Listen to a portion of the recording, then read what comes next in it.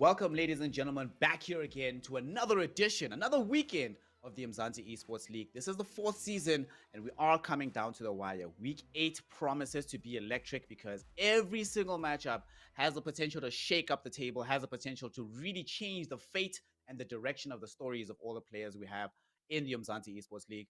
But of course, as these games take place, you need to know what you are here for, what you're excited about. So let's take a quick look at the schedule for what we're expecting this particular day, this particular iteration of the Umzansi Esports League, brought to you by Nodwin Gaming Africa.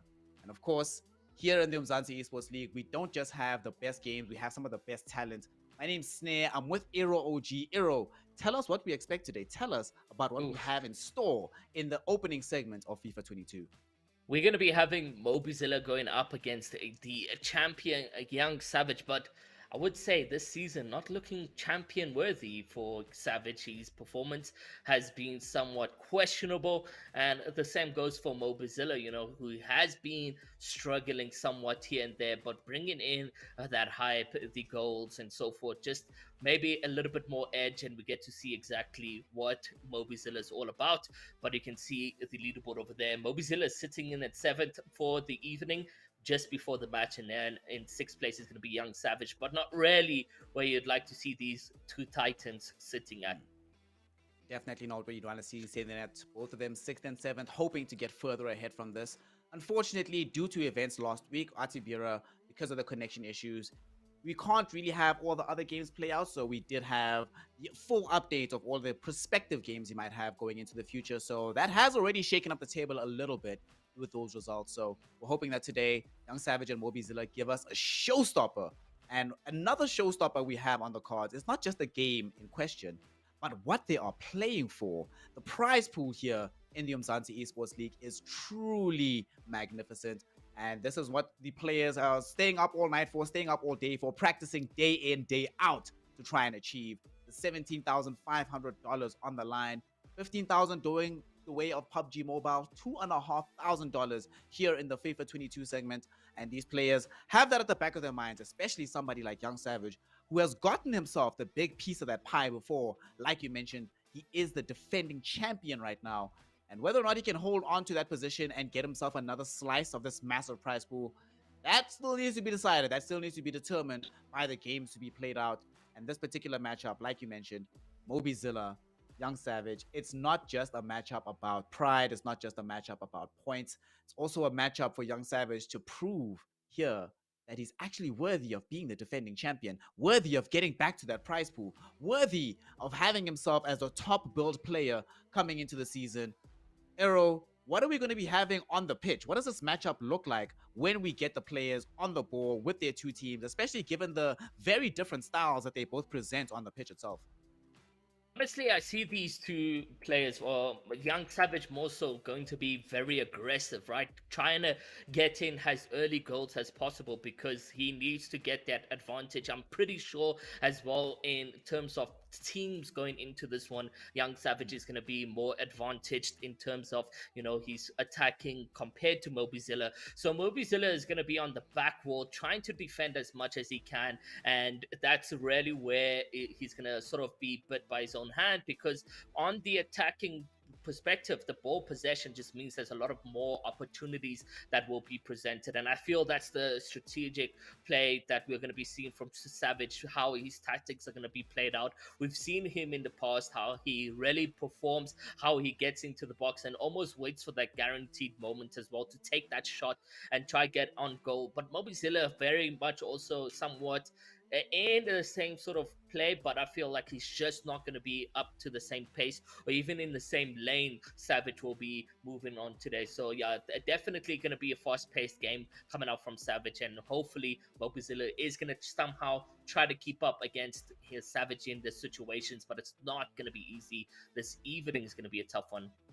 Absolutely. A very difficult matchup. Both of them, as we saw there on the leaderboard, occupying the very unfavorable positions of 6th and 7th. And to make matters worse, right, you are talking about guaranteed goals, how Young Savage loves to play in the box to get those kind of situations. Unfortunately for both players, this game offers zero guarantees. Even if you do come out and win this one, right, it's not your last game. And to make matters worse, your fate is not in your hands anymore.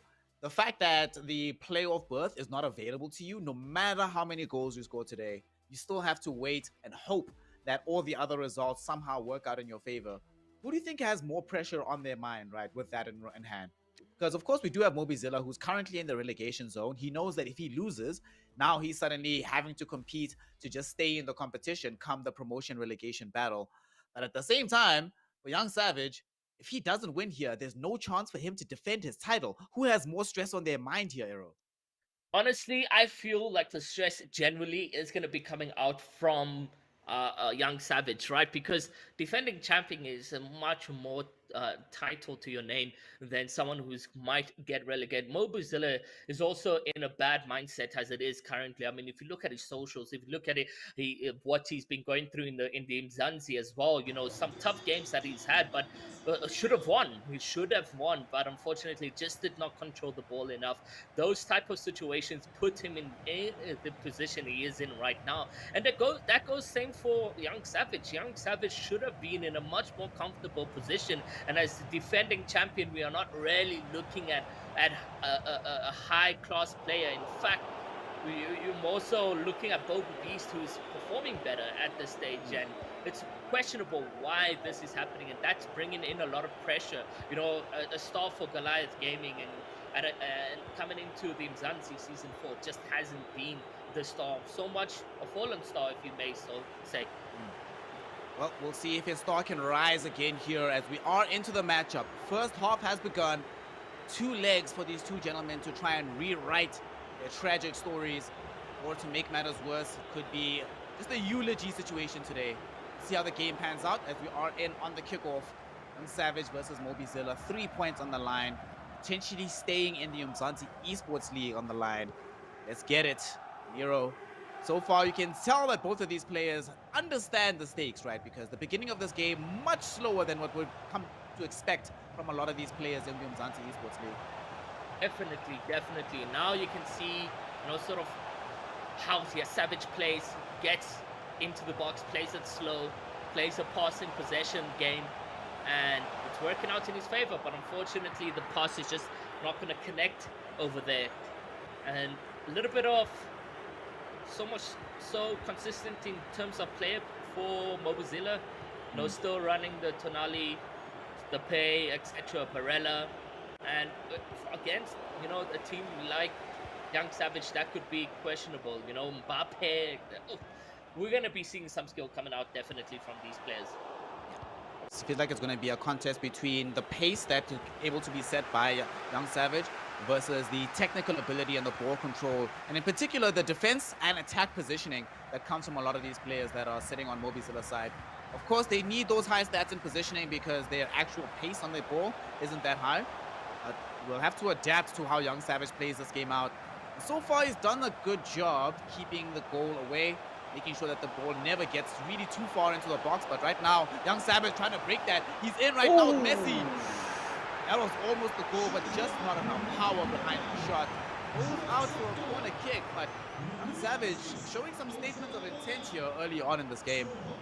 Yeah, and just like we mentioned, you know, he goes in for the skill, goes in for the possession, and it's working out in his favor. Messi, unfortunately, just unfavored to get that goal-scoring moment. Neymar now on the ball, and he is gonna be moving left and right, trying to get in between the defenders, but the defenders are there. Good defense coming in out from Mobizilla, and it does look like that unfortunately was way too much power on the ball, and it would have been a good position to get a counter on a Young Savage over there, but unfortunately gone in for the throw in, and now to Messi yet again for Savage to Sanchez, and Sanchez, you know, just no inform yet, no SBC, but quite favored among the pros still.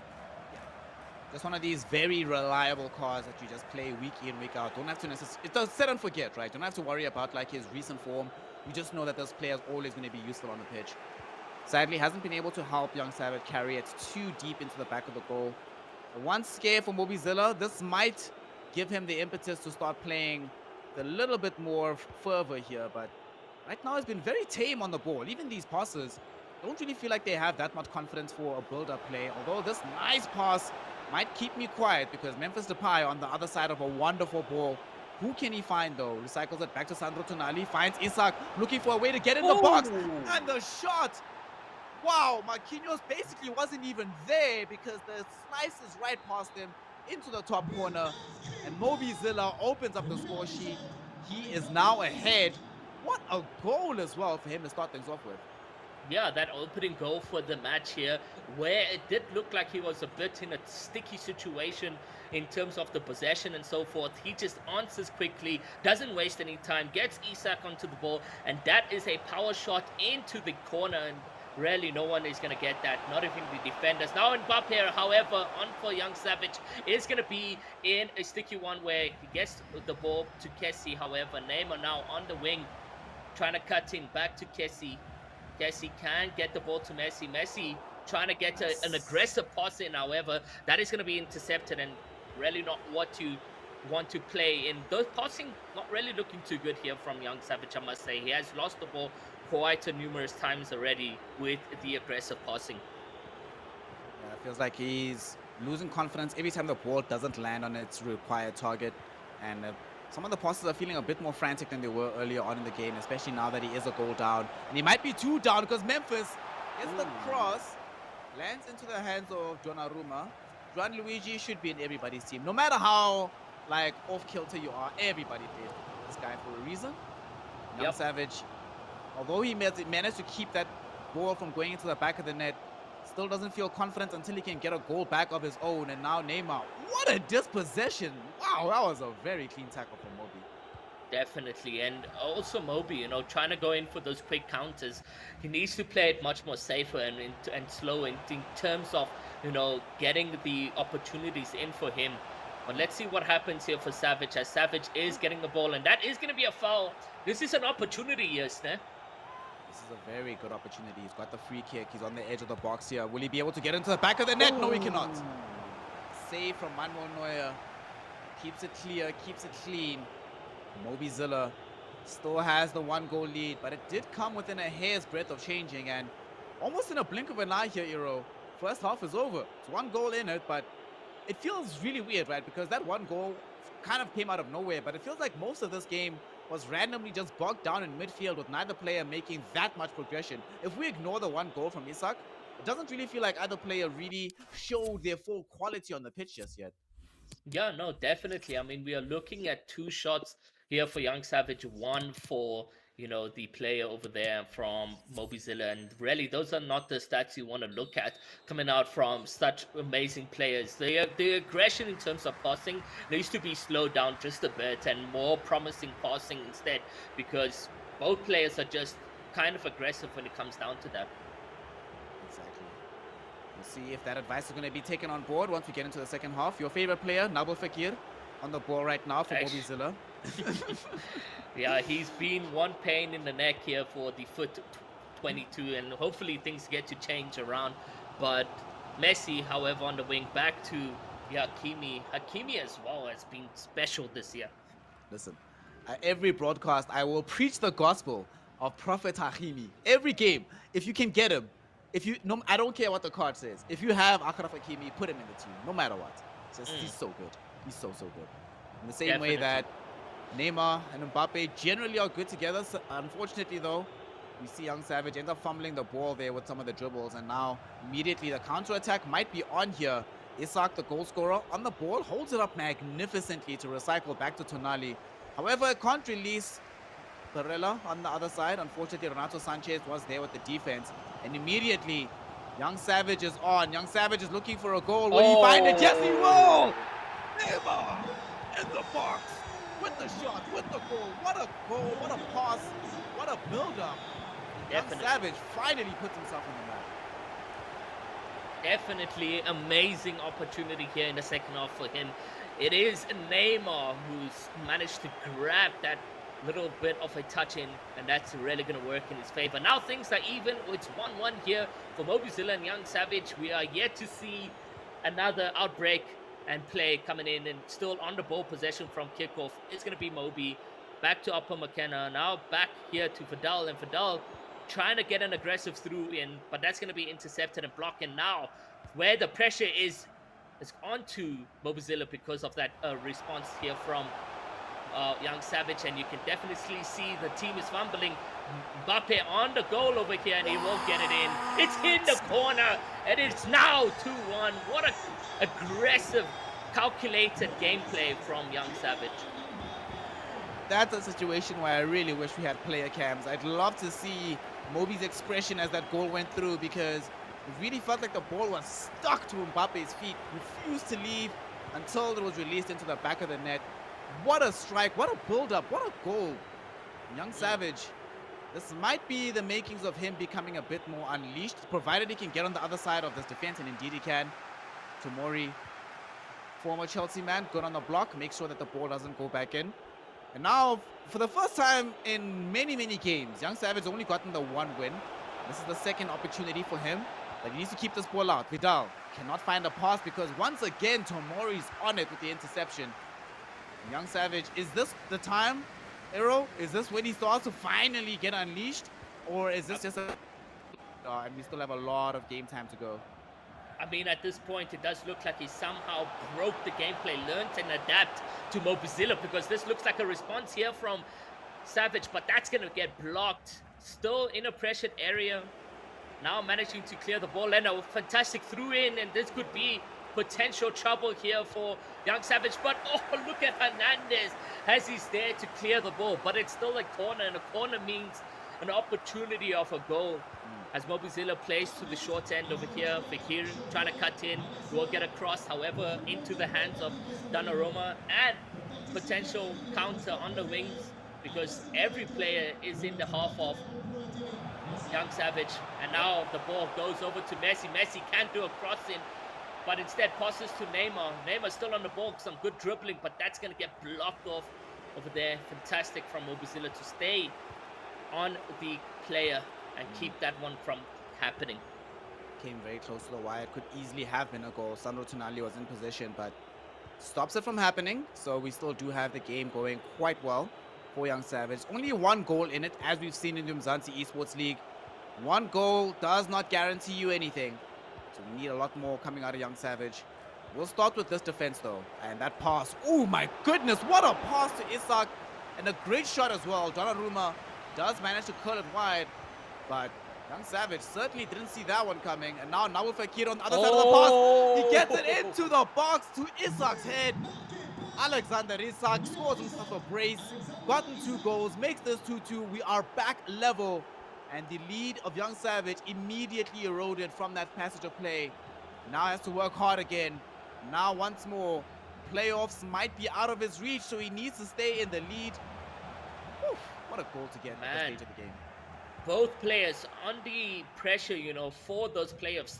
Both players have those 3 points. So now it comes down to literally who wins the next remaining amount of games that is left here in the Umzansi Season 4. So they're playing their hearts out, their souls and minds. And you can see these calculated gameplays, that build-ups that's in play. And we have a corner on the hands when we saw what Isak just did. Ball a replication being play over here. We can see him sort of line up a corner, potentially maybe even to Fakir, and you can see that happening right now. And now Isak, very close, very close. Not this time, however, as Savage was prepared. Savage was prepared for that one, but preparation clearly wasn't there for the counter-attack, because he does end up taking the ball outside of bounds, gives away the throw-in in a very dangerous area. He's setting up right now. Mobizilla, Isak back on the ball, recycles it to Depay, who's on the wing here. Who can he feed inside the box? It is going to end up being Fakir right behind Donnarumma, but the angle of the cross doesn't allow him to get to the ball first. It ends up actually being called for an offside as well. I guess that he doesn't mind Young Savage. He's just happy to have the ball, but he also knows that if he doesn't make something happen with it, that's the last passage of play available. The game is about to end. He does get the ball back, luckily, but I doubt that there's that much added time here from the referee. So I think we're going to end this one 2-2 here, Euro. Definitely. This is one opportunity of attack available here for Mobizilla, but he needs to play quick, and he is doing that. Isak now finding himself in close to the box, a through in, but that's not going to work out, and referee is going to blow the whistle over there. And that now means that the second leg we will have on our hands here is just going to be so detrimental for both players. Whoever is able to do the opening goal may potentially win this one. But like you mentioned, one goal lead is just not going to do it again, the Umzansi. You're going to need to do a whole lot more. Absolutely, especially given where these players are, right? They occupy position 7 and 6 on the log. Position 8 is, of course, occupied by Atibira, who the second matchup that we were to have today was going to be him versus Masum. Masum has taken that victory already, so he's even further ahead at the top. But now it's the situation of, well, Ati is definitely going to get relegated and have to fight for his place. Who joins him? These are the only two players who can join him, right? Between Mobizilla and Young Savage, which is surprising. And a 2-2 draw doesn't help either of them. Like you said, this is not the result that gives them the confidence going into the second leg to allow them to climb higher. Now you're like, well, do we maybe only walk away with 1 point? Are we only going to be walking away with 0 if I end up losing, right? It will honestly come down to the wire because based on what we saw on the pitch, I don't really feel like we can say definitively that either player is actually favored over the other. Mm. At this point, they've played it out balanced, right? A lot of mistakes in the mid area. The passing has just been horrendous from both teams, I have to say, because the aggression in terms of trying to get the player to the key, striker, if it's Isak for Mobizilla or Mbappe or Neymar for Young Savage, you can see that he is determined to try get the ball to him, and it's just really not working out in both favor of the players. They need to maybe play the underhand and just play a calculated pass to midfield, play a triangle formation, whatever the case may be, or even try get a couple corners in. But it's really not working. The strategy needs to change a bit for these guys over here. So hopefully we get to see a more calculated game going into what is the second leg. What is the moment that we need from these both players? Because honestly, it's going to be very, very difficult over here for these guys, and it's not going to be an easy matchup that we have in the second leg. Second leg is about to kick off. We see the players getting ready, team selection being curated at the very end. And like you mentioned, it's not an easy matchup, and especially it's a very consequential matchup. So the pressure might get to one of the players. Let's see who's going to be affected first as we get into the second leg. This is it, your last opportunity to somehow avoid being part of the relegation battle. Will one of these players break through? The first goal is going to be so important. Let's see who can find it first. It's Young Savage. He's making the opening salvo of attack, but we see that Moby was prepared for it, immediately in with the defense, not going to allow a goal like that to go through this early on. Definitely. He is predicting that passing going to Mbappe, like I mentioned, right? They're trying to get it into the key role players over there, and it's just really not working out. And now we've seen potential play and a nice one where Barella could potentially get a ball. Ooh, Donnarumma to jump forward and catch that in his hands. And this is very risky now because we have Neymar who could potentially get that through in, and it's onto Hernandez. Hernandez can't get across or even a pass potential. Getting in a couple dribbles, confusing Mobizilla with the play. Oh, and that was so close. Ooh, what an interception though. Opa McKenna there on the ball. One of the preferred CB cards in 21, not so much in 22, but now Memphis Depay unleashed for Mobizilla. Doesn't get past Marquinhos, but does manage to draw the corner kick. So we have seen already Mobizilla be extremely dangerous from this particular position. What will he do? Yet again, he'll drop here, but doesn't go short. He goes long, looking for Isak. He finds him, but the header doesn't go into the back of the net. And unfortunately for him, Mukele carries it out of bounds, so it's just a goal kick, despite how promising that position looked for him, Jairo. Definitely was a crucial moment over there and so close to get in, but unfortunately we just had to witness the goal kick coming into play. But again, now back onto Mobizilla over here, playing a good passing game right now.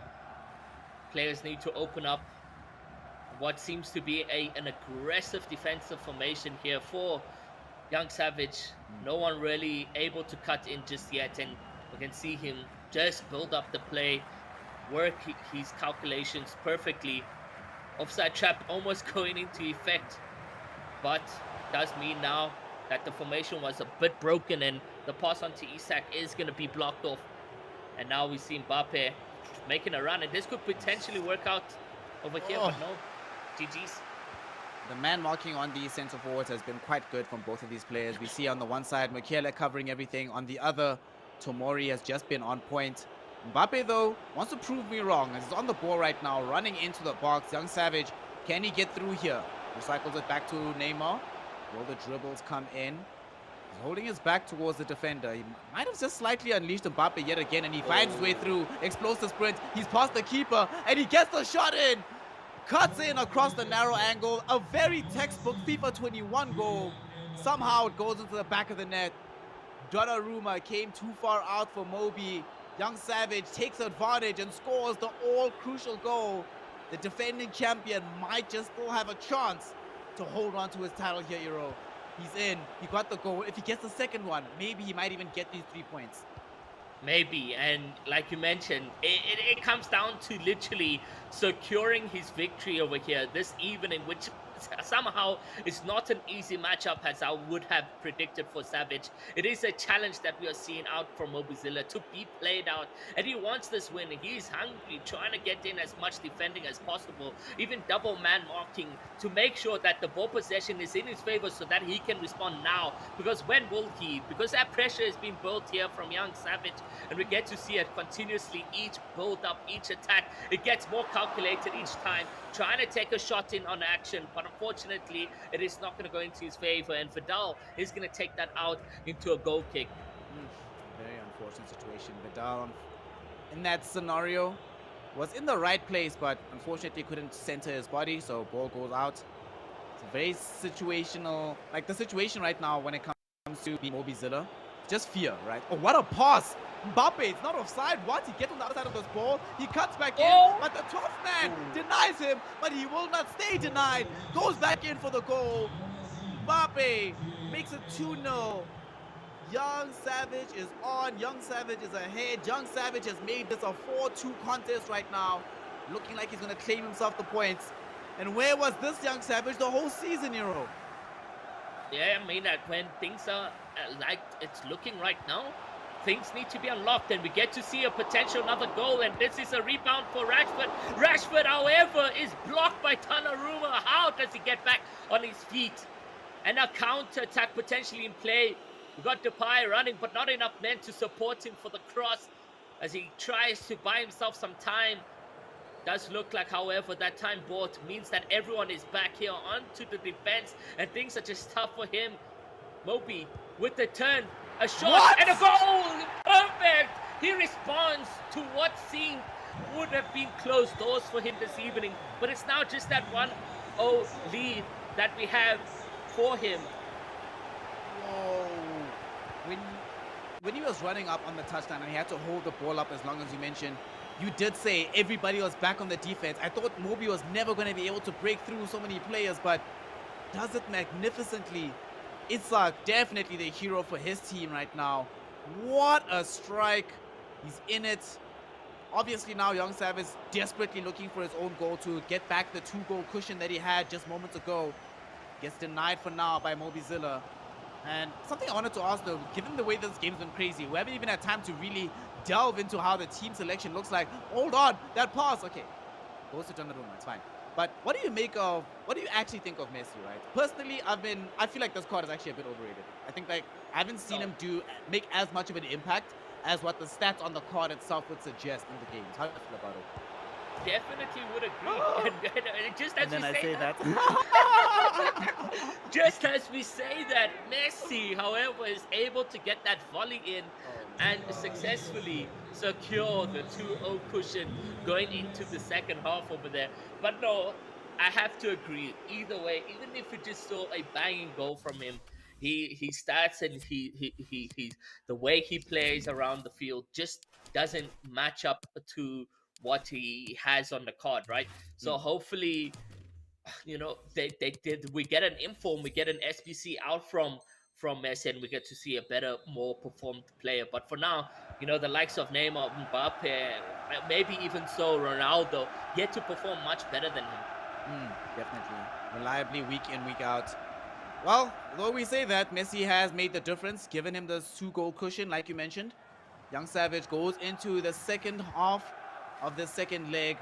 The final 45 minutes between these two players. This comes down to this. There pretty much is no other option for Mobizilla should he lose this tie. He'll be forced into that relegation battle. Wants to avoid that. There'll be fiber of his being. But he needs goals to get out of that pit. He's trying to make one happen now, though, and Isak releases Vidal, but Vidal a bit too far forward on the run.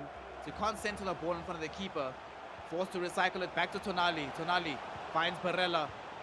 The interplay between the two DMs. Who can be unleashed? Barella, he's open. Barella can't get the shot clear, though. And Tonali, unfortunately, cannot find a player in space. Immediately gives the ball away. So now Young Savage Hero might be on the counter-attack from this situation. And it does look like, however, his player does fall down, but it is a finesse! It is in Messi! he's just doing wonders tonight. When we talk bad about him, he's able to put us down. He's able to silence us. What a shot coming out! And now it's a wrap. It's a wrap at this point. Mobizilla is unable to find any answers at all. He's just continuously blocked off from goal-scoring moments, and the answer and response that we always get out from Young Savage, the counters, is just immaculate, and we are able to see now a three possible ending to this. Oh man, I want to apologize, Moby, from the bottom of my heart. I'm sorry I mentioned Messi. I'm sorry I talked about him, right? We've known on this broadcast that my caster's curse is very, very strong, so that one is on me, my friend. And now Neymar trying to really put this one to bed. Finds Mbappe. Mbappe lashes it into the bottom corner. Turns this not good, sir, into a 3-goal cushion, but now it's a 4-goal cushion. My goodness. At this point, Young Savage, he is aware that he needs to not just get back on points, but get back with the goal difference. He wants and he can sniff that qualification for the playoffs. And it feels like he's hungry here, Ero. This is the most goals he scored in any one game in the 4th season of the Umzansi Esports League. And if he keeps going like this, afterwards his goal difference might not look as unhealthy as it was just before the matchup. Definitely, and you know, it's starting to look exciting when you mention things like what happened to Young Savage at the beginning of the season, the matchups that he's had, the losses that he's managed to grab himself has been questionable. But when he plays so spectacular and we get to continuously see that gameplay, we then know that Young Savage is here back, potentially contesting his defense for the champion. Still a long way to go, though. Right now, he shaved off those 4 goals on the goal difference. He's somehow not looking so bad on the table anymore after he gets this win. I believe, although I'm not sure, that he might go over unfazed here, but I think he needs another goal, another few goals to make that happen. And Moby wants to deny them to him. So he's trying to make sure he plays aggressively. Isak on the ball right now, but can do nothing. It feels like Moby, all the wind has been taken out of his sails right now because Young Savage is just resurgent. You know, we're sort of having this sort of confidence matchup between the two, where one player seems to be gaining more with each pass and the other one is losing it with every failed pass, every failed shot, and every interception on the ball that happens against them. Yeah, it's just really not looking too good here for Mobizilla. Everything is just against him. The passing, the defense is so good from Young Savage, the attacking, and, you know, the players are looking quite stamina quite low. On, you know, look at Apo Makana, you look at him and you just see him not really keeping up to pace, and as you can see, unable to catch that ball. And this could be a massive cost as Mbappe does the skill, does the shot, and now it is a 5-2. Man, Savage is just bringing in that gameplay, that savageness that we love about him. Living up to the name right now, certainly, and now he has 5 goals clear on Mobizilla. In order to get himself to the goal difference state where everything is really square, where he can feel comfortable having a good goal difference against Unfazed, against Bobo Beast, he still needs another 3 goals here against Moby to really feel safe in that regard. He's already secured the 3 points. Very unlikely that Moby can score back 5 goals in these last 10 minutes. But Unfazed and Bobo, they'll be looking at this match and hoping and praying that Young Savage doesn't keep scoring. But the way he's looking here, Eero, after a goal like that, it feels like it's only a matter of time before he gets another. But I say that Nabil Fekir finds the tackle, but it's immediately intercepted. Fortunately, he does manage to regain the ball. Moby needs this goal. Isak on the other side of the shot. Oh, but it goes wide. And it goes wide in an unforced fashion as well. That should have maybe been a save at the very least on target. But it going Yeah. wide, not good for the confidence of the player. No pressure on him as well, right? Isak was wide on goal over there. Should have been able to secure himself, a goal difference sort of opportunity. But unfortunately, yeah, Isak just a bit too wide on that one. And now we get to see the last final 5 minutes of the match. Potential last attack coming in play for Moby, but the ball is back onto Savage. Savage trying to find the dribble. Unfortunately, the skill is going to be blocked off. Now Mobizilla over to his prime player of the moment over here, Isak, with 3 goals in the entire 2-leg matchup that we've had over here. And he's been special in some ways. Some other ways he's managed to cost a little bit over there and there, as we have seen. After this matchup, I need some new players on the bench, so I'm definitely going to be looking at Isak after this one. But unfortunately, hasn't managed to net Moby the necessary win. And at the end of the day, 90 minutes will pass, 6-1 will happen, 5-goal difference in favor of Young Savage. On aggregate, we end this tie here, Arrow, 8-3. And Young Savage, here's the interesting thing about this matchup, right? Moby, though he has to battle for relegation, now that he's gotten these points, Young Savage, and he's gotten a fair amount of goal difference, should Bobo and Unfazed lose their matchups, and somehow if if Young Savage can beat Divac by more than 3 goals, suddenly he still can do it. He can still get into the playoffs. He can still somehow make it into the spot as we look at the table and the scoreline, 3-8 in the goal difference. What a game, what a matchup. Arrow, how on earth did Young Savage do this? Where's this guy been this entire season? You say that continuously, and I question the same thing. I looked at his past game results, and I was just like, how has he managed to not win those games? And finally we get to see Young Savage in the making, sort of making a comeback and a story. Hopefully, maybe this is done on purpose, coming up from Young Savage. Maybe he wants the chapter to be rewritten in his name, just to say, hey, we've made a comeback to winning the season 4. I mean, it's still a very long way to actually happening right here. I mean, like you mentioned, there's so many things that have to happen with Bobo Beast and Unfazed, and then also beating DVAC, who, by the way, has been performing so well this season for DVAC. We've been looking at his gameplay. He's been playing so much more better this season. Absolutely. And as we see right now, unfortunately, if we're looking at this table, we cannot at all discount anything that's happening because Young Savage, like we mentioned, can he beat Divac and get himself into qualification? Bobo Beast and Unfazed. Bobo has 1 more game left. If he wins, it doesn't matter what Young Savage does. But if he loses, things are interesting. Unfazed still has 2 games to go, so he could still knock Bobo Beast out of those qualification berth. Things are really interesting. Things are really heating up here on the Umzansi Esports League Season 4, brought to you by Nodwin Gaming Africa. And because of how close everything is, because there's no stories that have been settled, that means that you cannot miss a single second of the action. And if you thought things are tense and tight here in the FIFA 22 segment, that's not all. PUBG Mobile also has some extremely close contests, some extremely close teams, and has no settled stories at the very end right now. So there's a lot to go for. There's a lot of action that cannot be missed because everything that happens here on broadcast has an impact on the future of every single competitor. And Aero, as we go into the PUBG Mobile segment, are you ready? Do you think it's going to be hype? Are we going to have another showstopper of a week? Are we hoping for more, at least a more calm day than what we had in FIFA? Or do you think it's just going to be a blowout?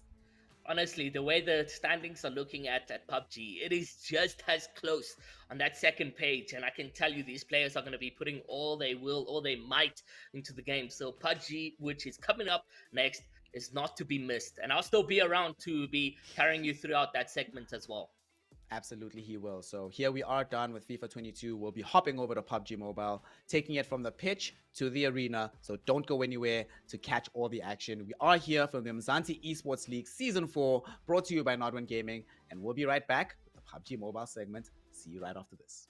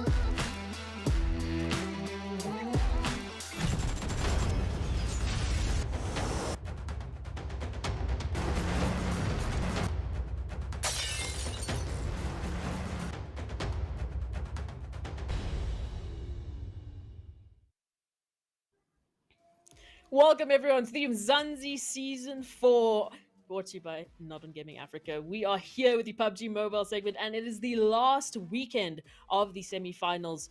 After this weekend, we will know who's going to be going up to those top 16 slots, who's going to be taking their share of the prize pool, or have the opportunity to take their share of the prize pool, and where is it all going to end. My name is Esport, and I am your host for this evening, joined by, of course, our wonderful, wonderful casters. It's Patchy and Iro. And Ira doing a double takes here tonight. First FIFA, no PUBG Mobile, keeping you busy. I see. Let's take a Yeah. look at the schedule for tonight to see what is in store for these guys and how much casting Ira has to do tonight. Let's check.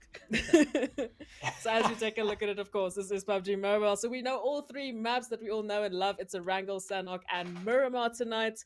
As we all know, the cycle continues. Of course, the times, they're going to depend on how quickly these teams decide to just absolutely demolish each other, or if they're going to decide to run away from each other. That all depends on the strategy they're going to employ for this final weekend of the semi-finals. Of course, it's crunch weekend. It's coming down to the wire. This is where they make or break it. This is where they find their spots, or, well, they lose out. And of course, what is there to lose out on? What is there to potentially gain?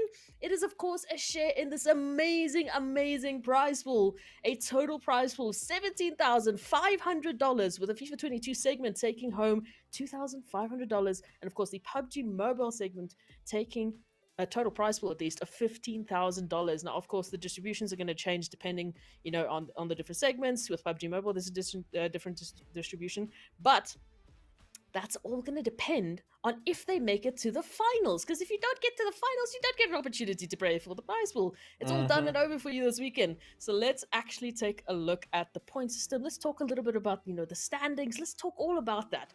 Patchy, take us through this, all right? It is crunch weekend. It is the last weekend for any of these teams to get themselves into that top 16 spot. And as we've mentioned before, this is the most competitive season of Umzansi that we have had up to date, especially for PUBG Mobile. Normally, we have one or two teams that are literally just taking all the points, and the rest, it's a question mark. But we generally do know who's going to be going through. This time around, it's not really the case, is it? Yeah, I mean, you are absolutely 100% right on that front. It has been a whole different ball game this season. And I think it really has to do with the huge swing of teams coming up from Nkosi, a lot of them performing really well. And then things really just got, I don't know, I guess as Dr. Sid likes to say, the tables were shaken. They really, really were. I mean, things just came apart for a lot of teams. There was a lot of, expectations that we had that kind of got shattered. I mean, right now you can see Infinity AF from Somalia, 249 points, almost 250 points for this team. These guys have been absolutely running it here in round number 2 of season 4, and it has just been incredible to watch a lot of these teams and see what they can do. Of course, it's none other than Slime 4KT who's made it up into second place so far in this round. And, that's sort of not unexpected. These guys, we know how they play. We know that they're all capable. I don't think there was much doubt in terms of whether they were going to make it. I think the biggest most interesting things that came through in this season so far, the fact that we're seeing teams like Zero Tolerance, Influence Rage, we've got even BBC up here on page number 1. We've got Sincerity Esports up there in slot number 8, which is absolutely fantastic. We got the likes of Atrox and Lag Esports there on that first page. It's been great, and that's not the most surprising thing. The most surprising thing is that the other teams that we were expecting to be in those places are a little bit further back than they usually are, and it's been one heck of a ride for these teams because, like you said, it's been one of the most competitive, if not the most competitive seasons that we've had so far in Umzansi. And the reason for that is because for the last leg of round 2 in this season, we've had the teams sitting in the middle of the scoreboard. The teams on this page that we're looking at right now, they have been so close in terms of their score. It is ridiculous. I mean, just look at that. We're starting with the top of page number 2 with the Rila Insiders, 137 points, all the way down to 110 at the bottom of the page. That's 20 points, 30 points difference. It is not much. And I mean, that is a single game for some of these teams. Some of these teams been out here dropping 30-point games like it's nobody's business. So, it really is a lot closer. I mean, earlier on in this leg, we actually saw all the teams on this page almost with exactly the same score. They were sitting on like almost entirely equivalent throughout the entire page. It was ridiculous. And the fact that we're still so close, even now, is quite crazy. And I must say, it's just been incredible to watch these teams go absolutely ape to try and get themselves out of this spot. And this right here that we're looking at, this is the spot that is the big question mark that we're going to be looking at this weekend. The very, very scary page. So if you're going to be finding yourself on this page at the end of this weekend, at the end of the 3 days, the 3 days of opportunities, well, for each group, it's, 2 days of opportunities that they have to get points, then I'm sorry, you're not making it to the finals. You're not making it to that opportunity where you can actually compete for a share of that prize pool. And in addition to that, the teams going through to the finals, they're going to have to wait one more week before they actually play finals, because next weekend we are going to have the promotion relegation matches. Now what that is the bottom 16 from Umzansi going up against the top 16 from Inkosi. It's an absolute grinder with the promotion relegation system that we have this season, because it means there's a lot more opportunities. It means that there's a lot more chances for teams to get themselves either into Umzansi or unfortunately drop out of Umzansi. So yeah, I mean top eight, sorry, not top 16. My numbers today are fantastic, so I'm gonna leave Patchy to do most of that. But as we talk about it, right, how do teams actually, climb that leaderboard? And of course, it is the balance of Battle Royale that we all know. It is placements, it is kills, right? So placements, if you come first in one of the games, you're gonna grab yourself 15 points right there, done and dusted, nothing else to do. But what's going to extend you past that point, what's going to get you further than anyone else, is going to depend on how many kills you get.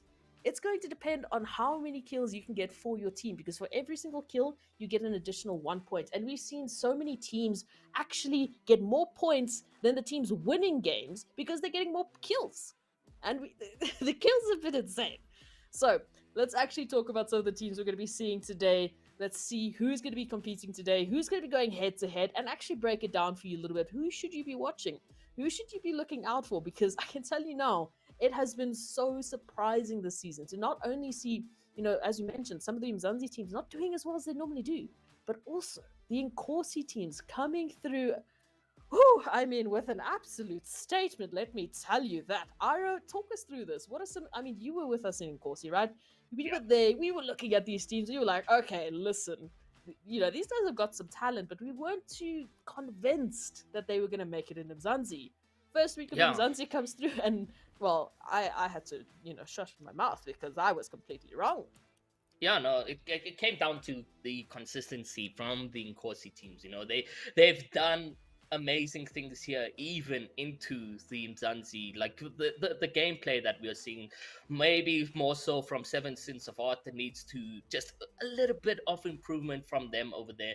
But the Magicians, they've really done spectacular. They looking at, maybe potentially even going over, because this weekend it's just, it all comes down to how your games are played and so forth. And we're gonna have to see how they perform in the final 3 days of the Umzansi week that we have over here.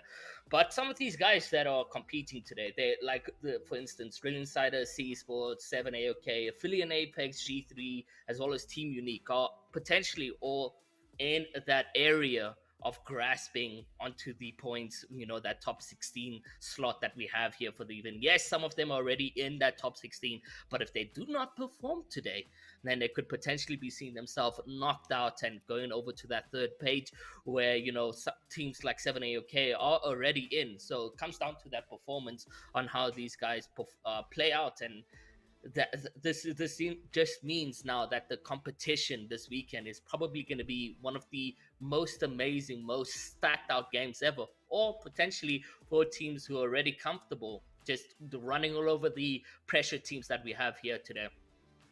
Yeah, so this is where the debate often comes in. The teams that are points and points away, which in previous seasons were, quite a handful of teams. There was quite a handful of teams that they didn't really have to do much in the last weekend to make sure that they were going to get through into the finals. This time around, that number has severely decreased. There's a such a small margin for some of these teams in terms of the safety nets that they've created for themselves. Obviously, the teams that are sitting on those 200 points, whereas the rest of the teams are sitting on 100. Okay, yeah, look, I don't think you need to stress so much, but for the rest of the teams, it's a handful of points that is dividing them from actually going through to the finals, and it's a handful of points even further that is dividing them or keeping them away from relegation.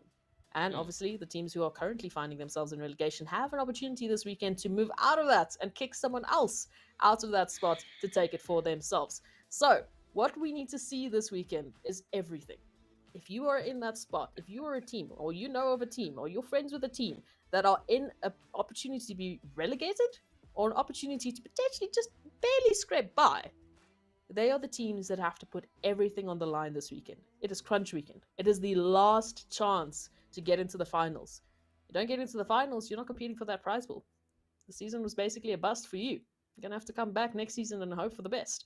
Or potentially you're one of the teams that are going to have to go to promotion relegation, which you don't want to be finding yourself, really. Trust me, it's such a stressful weekend, and it's not easy by any margin. I can tell you that much. So let's take a look at this. Patchy, these teams on Erangel, best strategy. What is it? And I know what you're going to say, but say it anyway. Well, I'd say that at this point in time, yeah, getting yourself into a position of the most effective strategies possible is definitely going to be what you want to do. Is you want to position yourself as far down south as possible, get yourself onto that military island, drop down, whip out your guns, get as aggressive as possible to everyone in your immediate vicinity and kill them.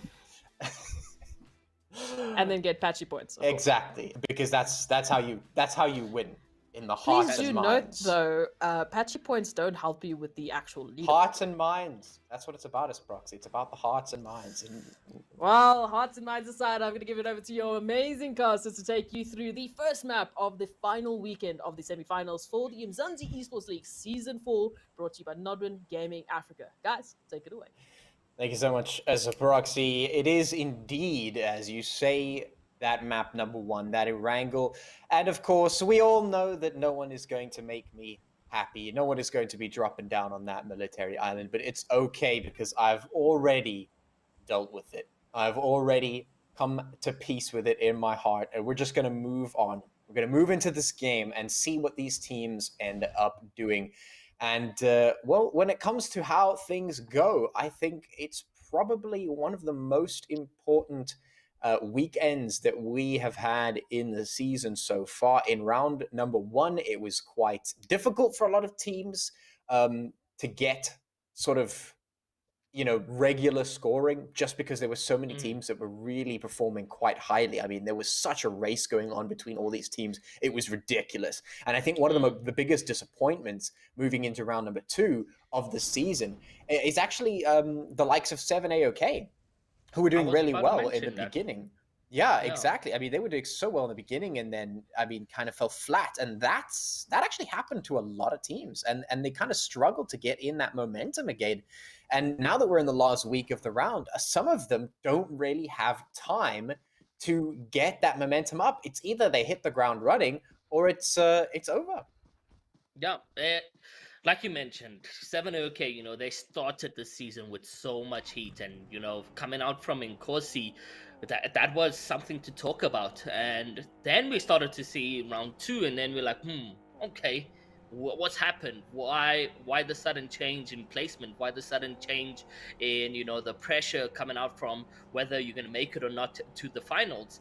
And now we get to see the very last weekend here, Patchy, where they sitting currently right now on 103 points, which is quite a easy space if you do get a winner chicken dinner and a couple kills.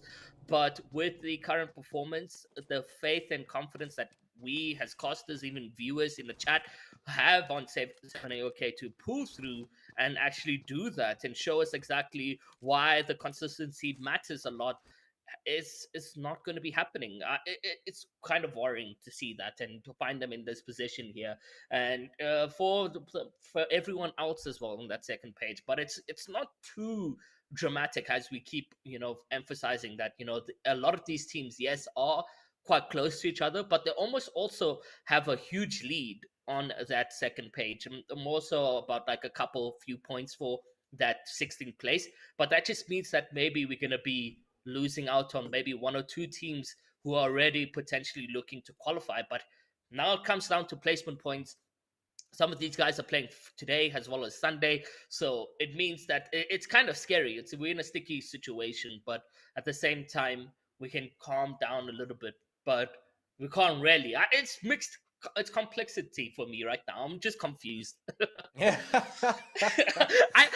I'm just confused. Let's just keep it like that. I want to feel excited for the teams who are in top 16 right now. At the same time, I'm just scared that they're not going to be able to pull through. And I want some of the Nkosi teams like 7OK to dominate, but then I feel sad because then the top 16 is not going to be who we have today. Yeah, I mean, if you want to make it a little bit easier, we can basically guarantee that page number 1 is fine. Okay. Yeah.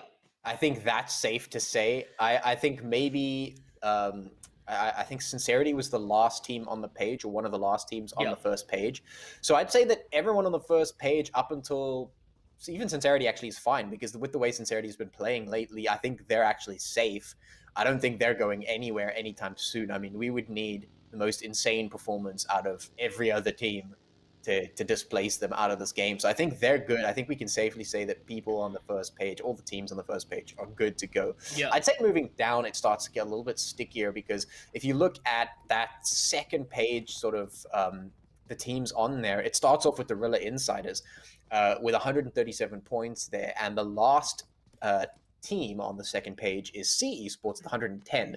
And like I said, that's about a 20-30 placement difference, or point difference, which isn't super huge if you think about it. I mean, these teams are definitely good enough to drop that in one game, let alone three, in a single day. I think once, like, it starts to get kind of hairy for me when you start looking at that sort of relegation cutoff line, right? We're looking at the Natural Killers, who I'm actually kind of hyped for. I'm not going to lie. They have made it up the last page far enough to get on the brink of making it to safety. So I'm actually going to be following the Natural Killers when they eventually get to play, because I don't think they're playing today. But when they get on the board, I definitely want to go and see what they're up to. Oh, they're actually on the board today. I'm just sort of scanning it over. I missed them. They are actually on the board today, so they're playing. So I actually want to keep an eye on them, because they've been doing a little bit better in this last leg of the round. They haven't really been able to get the momentum that they're looking for this season. And so we've just sort of been waiting for them to do that. I've been waiting for them to do that, at least. And it looks like they might just be able to get a chance to actually prove themselves and get into the finals. So I'll be keenly watching them, because they are really in the hot seat when it comes to what's going on here. If you look at those top 3 teams in the last page, it's Natural Killers, it's Rainbow Six, Madagascar, and it's 7AOK, who we were watching the other week. Last week, we were watching 7AOK, waiting to see if they could make it to safety. They did actually get a good number of points, but they're still, unfortunately, down on that last page. They need to do some more work in this weekend, and even today, because they're playing as well, they need to do a lot more work if they want to get to safety, because ultimately, at the end of the day, we have to relegate all of the teams on that page. Which I think is probably going to amount to, 6 or 7 teams? So we have to relegate those 7 teams, or 8 teams, guaranteed. So somebody has to be going home. 8 teams have to be going home. The real question is just, who is it going to be? So like I mentioned, right, we have, like you say, Natural Killers, Rainbow Six, Madagascar, and 7 Sins, Art of Killings, who are in the grasp, like who have the potential to get a couple points, or even just consistency over the 3 games, even just one pop off, then they can kick, like, some of the top 16 teams out of there. Like you mentioned, Sincerity Esports on 141 points. If tomorrow does not go in their favor and they stay on 141, or just grab 3 points, or whatever the case may be, then depending on how today and Sunday goes for those 3 teams that we just mentioned, like, again, Natural Killers, Rainbow, as well as 7AOK, if they do well today and Sunday, then the likes of Sincerity Esports would be knocked off, because they only have tomorrow to do well, right? They only have that's what I think. I'm not sure. I think tomorrow is their final gameplay to really grab some points on the leaderboard. So we could see what potentially could be happening because yeah, the schedule for the entire weekend. I mean, if you look at today, I believe it's AVB, and then tomorrow it's BVC, and then it's AVC. So they could potentially be playing on Sunday as well, but it's still very close for these guys. If they stay consistent, the three teams that are on that third page, then things start to rock up a lot. Yeah, and that also means that Group B's last game day is tomorrow. So we will see the teams in Group B that will have their last chance to play for a chance in the finals tomorrow. So that's actually interesting to keep in mind. So all the teams in that Group B, their chance is today and tomorrow. After that, it's up in the air, and A and C, of course, as you mentioned, will take the last day. Get their chance to move around. So, with that in the back of our minds, let's get a little bit of a focus on the game that is currently happening. A little bit of a slower paced start, but we're getting into it now a little bit. Rain from Hell has found C Esports just across the way in their little compound, and they have decided to take a few shots in towards them. You can see Bernini has gone down. Of course, the res comes through nice and quick. So nothing too crazy, a few engages, a few exchanges of fire here and there as the teams do get themselves into the placement. I have to say, I do like that starting zone that we've gotten in this game. It went very far down south, and it's forced a lot of these teams into slightly uncomfortable positions or maybe less familiar positions because, I don't think they're all that used to being able to play so far south so early on. So you can see the teams have definitely gone with their sort of generic setup. They're putting their backs to the coastline to try and eliminate as many angles as possible, which is definitely the strat that we've seen when it comes to these sort of coastline zones. So definitely quite a standard play coming out from them. This is Influence Rage, I believe, that's just pushed up on the Natural Killers, giving the Natural Killers a little bit of a chance to see if they can get the upper hand here. Influence do have control of the compound, though. They've managed to make their way up into the second floor. Juicy taking a lot of damage, and it looks like they're just getting rolled. Roshi gets taken down, and the rest of the Natural Killers doesn't look like they're here to help. Sella is all the way on the other side, and he's just getting peppered as well. They're not going to get a chance to recuperate from this one for sure. I think Influence can close this one out pretty easily. Yeah, no, this is exactly what you not want to be looking at. And when we mentioned teams like Natural Killers, we were hoping that tonight would have been, a much stellar performance. But unfortunately, also coming into the final weekend as a three-man on the first evening for them is just not what you want from them. And Natural Killers still is a spectacular player, but 1v4, 1v3, I just don't see it happening. And you can see now Influence Rage exactly do what they're good at and get the cleaning service and sweep them out of the lobby. So for Natural Killers, unfortunately, they're the first team who have been eliminated and will be walking away for game number one here in Erangel with a 0-point game. So that now means, they pressure's on for the rest of the evening. They need to find themselves in a better sort of rotation plays, playing maybe even zone quite a little bit than Sanhok. Although Sanhok is very dangerous to play in the zone as it moves so quickly, it deals the damage as well. It's just not going to be so easy for them. Aphelion, AE, help me here. Patchy, who's this team? What, Aphelion Apex or 7AOK? AE. Whoa. Yeah. Okay, Aphelion Apex. Okay, cool. Yeah, so they've managed to lose one of their players, Sicko, in this battle over here, and AOK picking up a kill point is successful, but it doesn't look like they're going to be too aggressive on this push over here. Manfilis, amazing player from 7AOK. We've got to see him perform time in and time out, and for Aphelion Apex, this could mean trouble as well. Like, the entire situation we have on our hands is kind of scary. But yeah, Patchy, what do you see yourself doing in this intense situation up against 7AOK?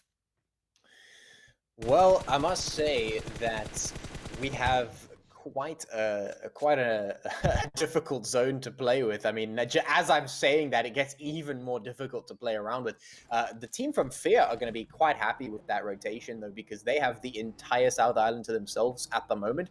G3, with their positioning above that eastern bridge, meant that they were able to take control of that bridge pretty easily, and then just, quickly make their way down. So they've got themselves in a really great position, and that's just sort of standard G3 stuff. We know that they're quite capable, especially on this map where they like to take that bridge area for control, especially when they get thrown zones like this. It gives them a little bit more options to play with, and so they have a free rotation. They're not going to there's no gatekeeping that they're going to have to run into. Like, they've got this for free, and in fact, if they decide to camp that bridge, they might even just pick up a couple of kills from the Sidemen or any of the other teams that are trying to get across. And speaking of bridges, Aphelion Apex are doing exactly that. They are overwatching this bridge, and Young Thundercats tried to cross it, and they just punished them immediately. Superior getting taken down there by Kage, who's just making sure that he is watching those crosses. They have control of this bridge. They are inside the zone, so this is a really great position that Aphelion Apex have taken up. A good decision to rotate up here.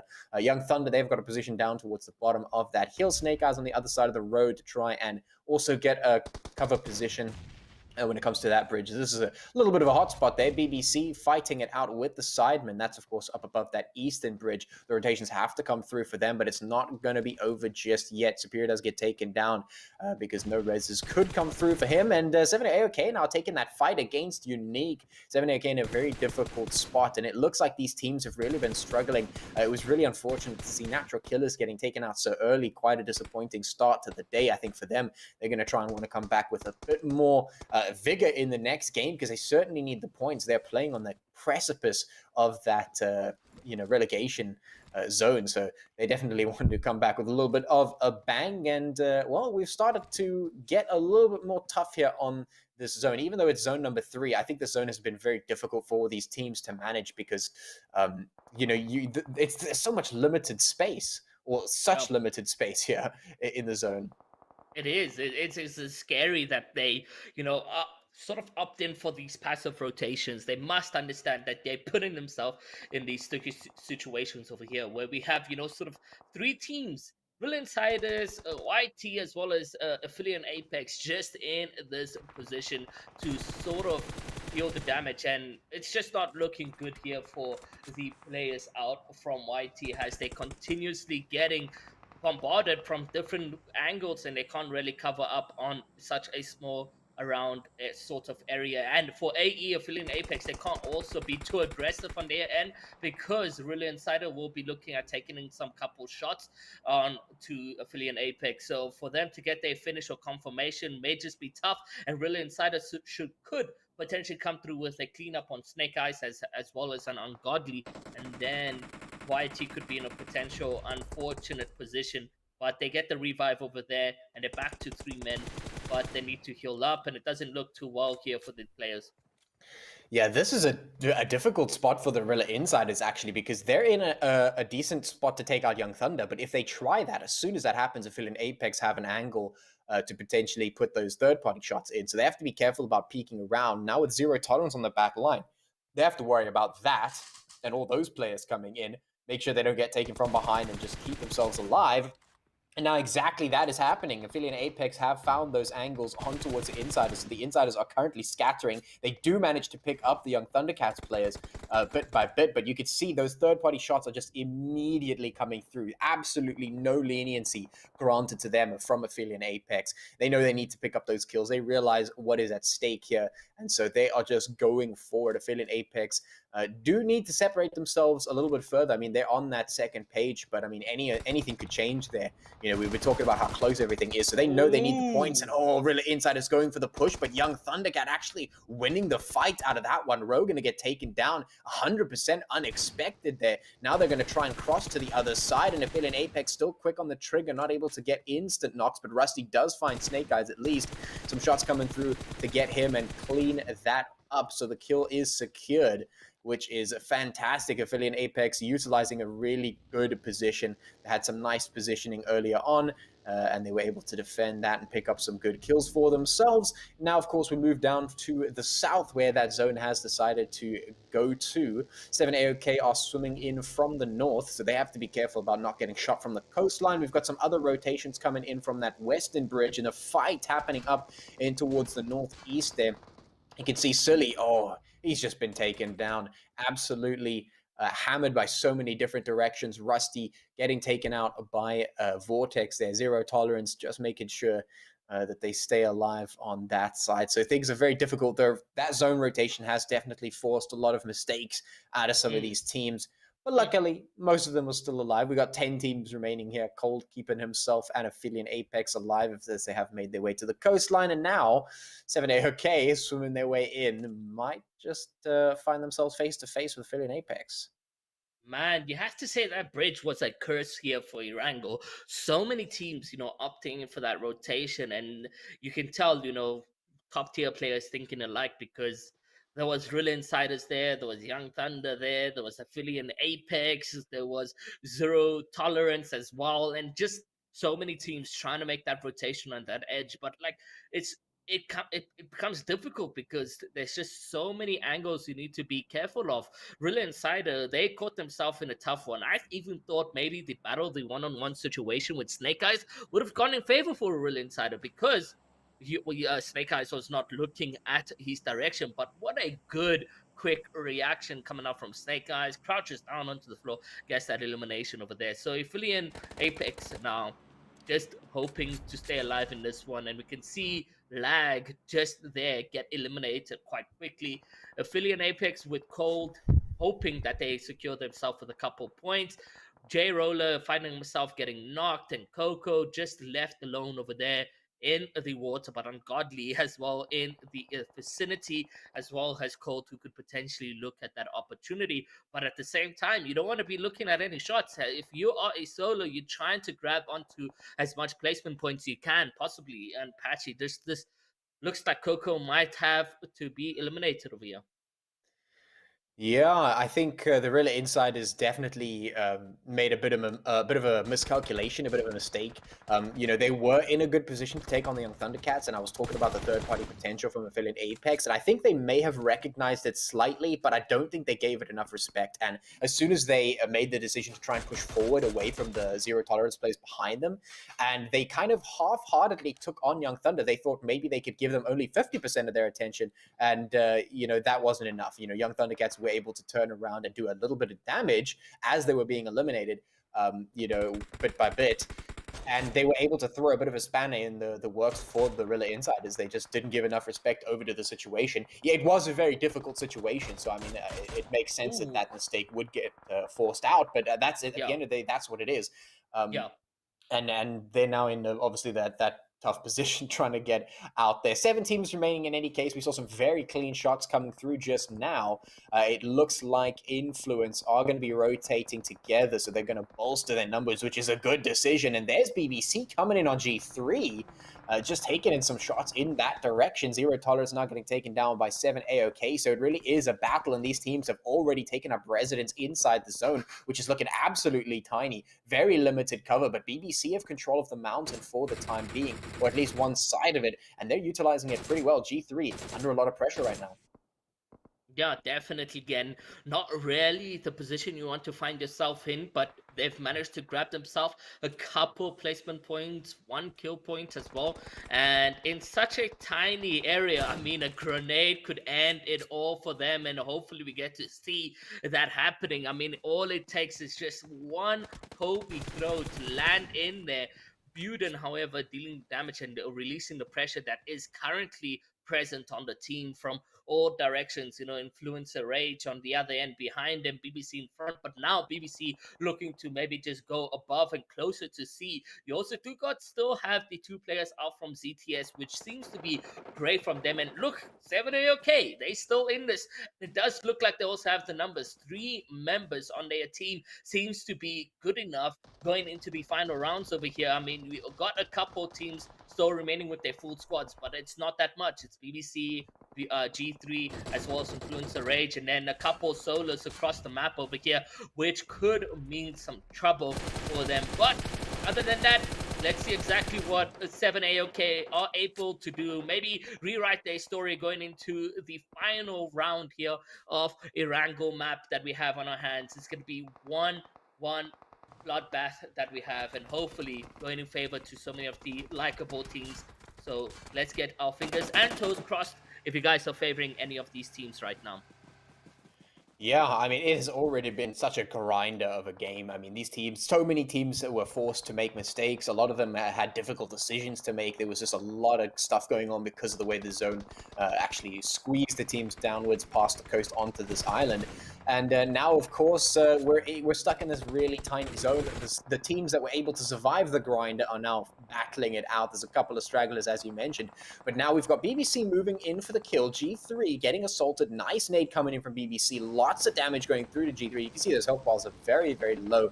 BBC relocating here. They're trying to get themselves into a good spot. And I think they might just be able to do that. Note for luck does not get rezzed, so unfortunately he is going to get taken out. Kratos did try and get it, but it wasn't quick enough. Unfortunately, Lord going to make the quick dash over to that location as BBC make sure that they try and stay inside the zone. G3 are already there with their positioning, so they're looking to try and capitalize a little bit on that already.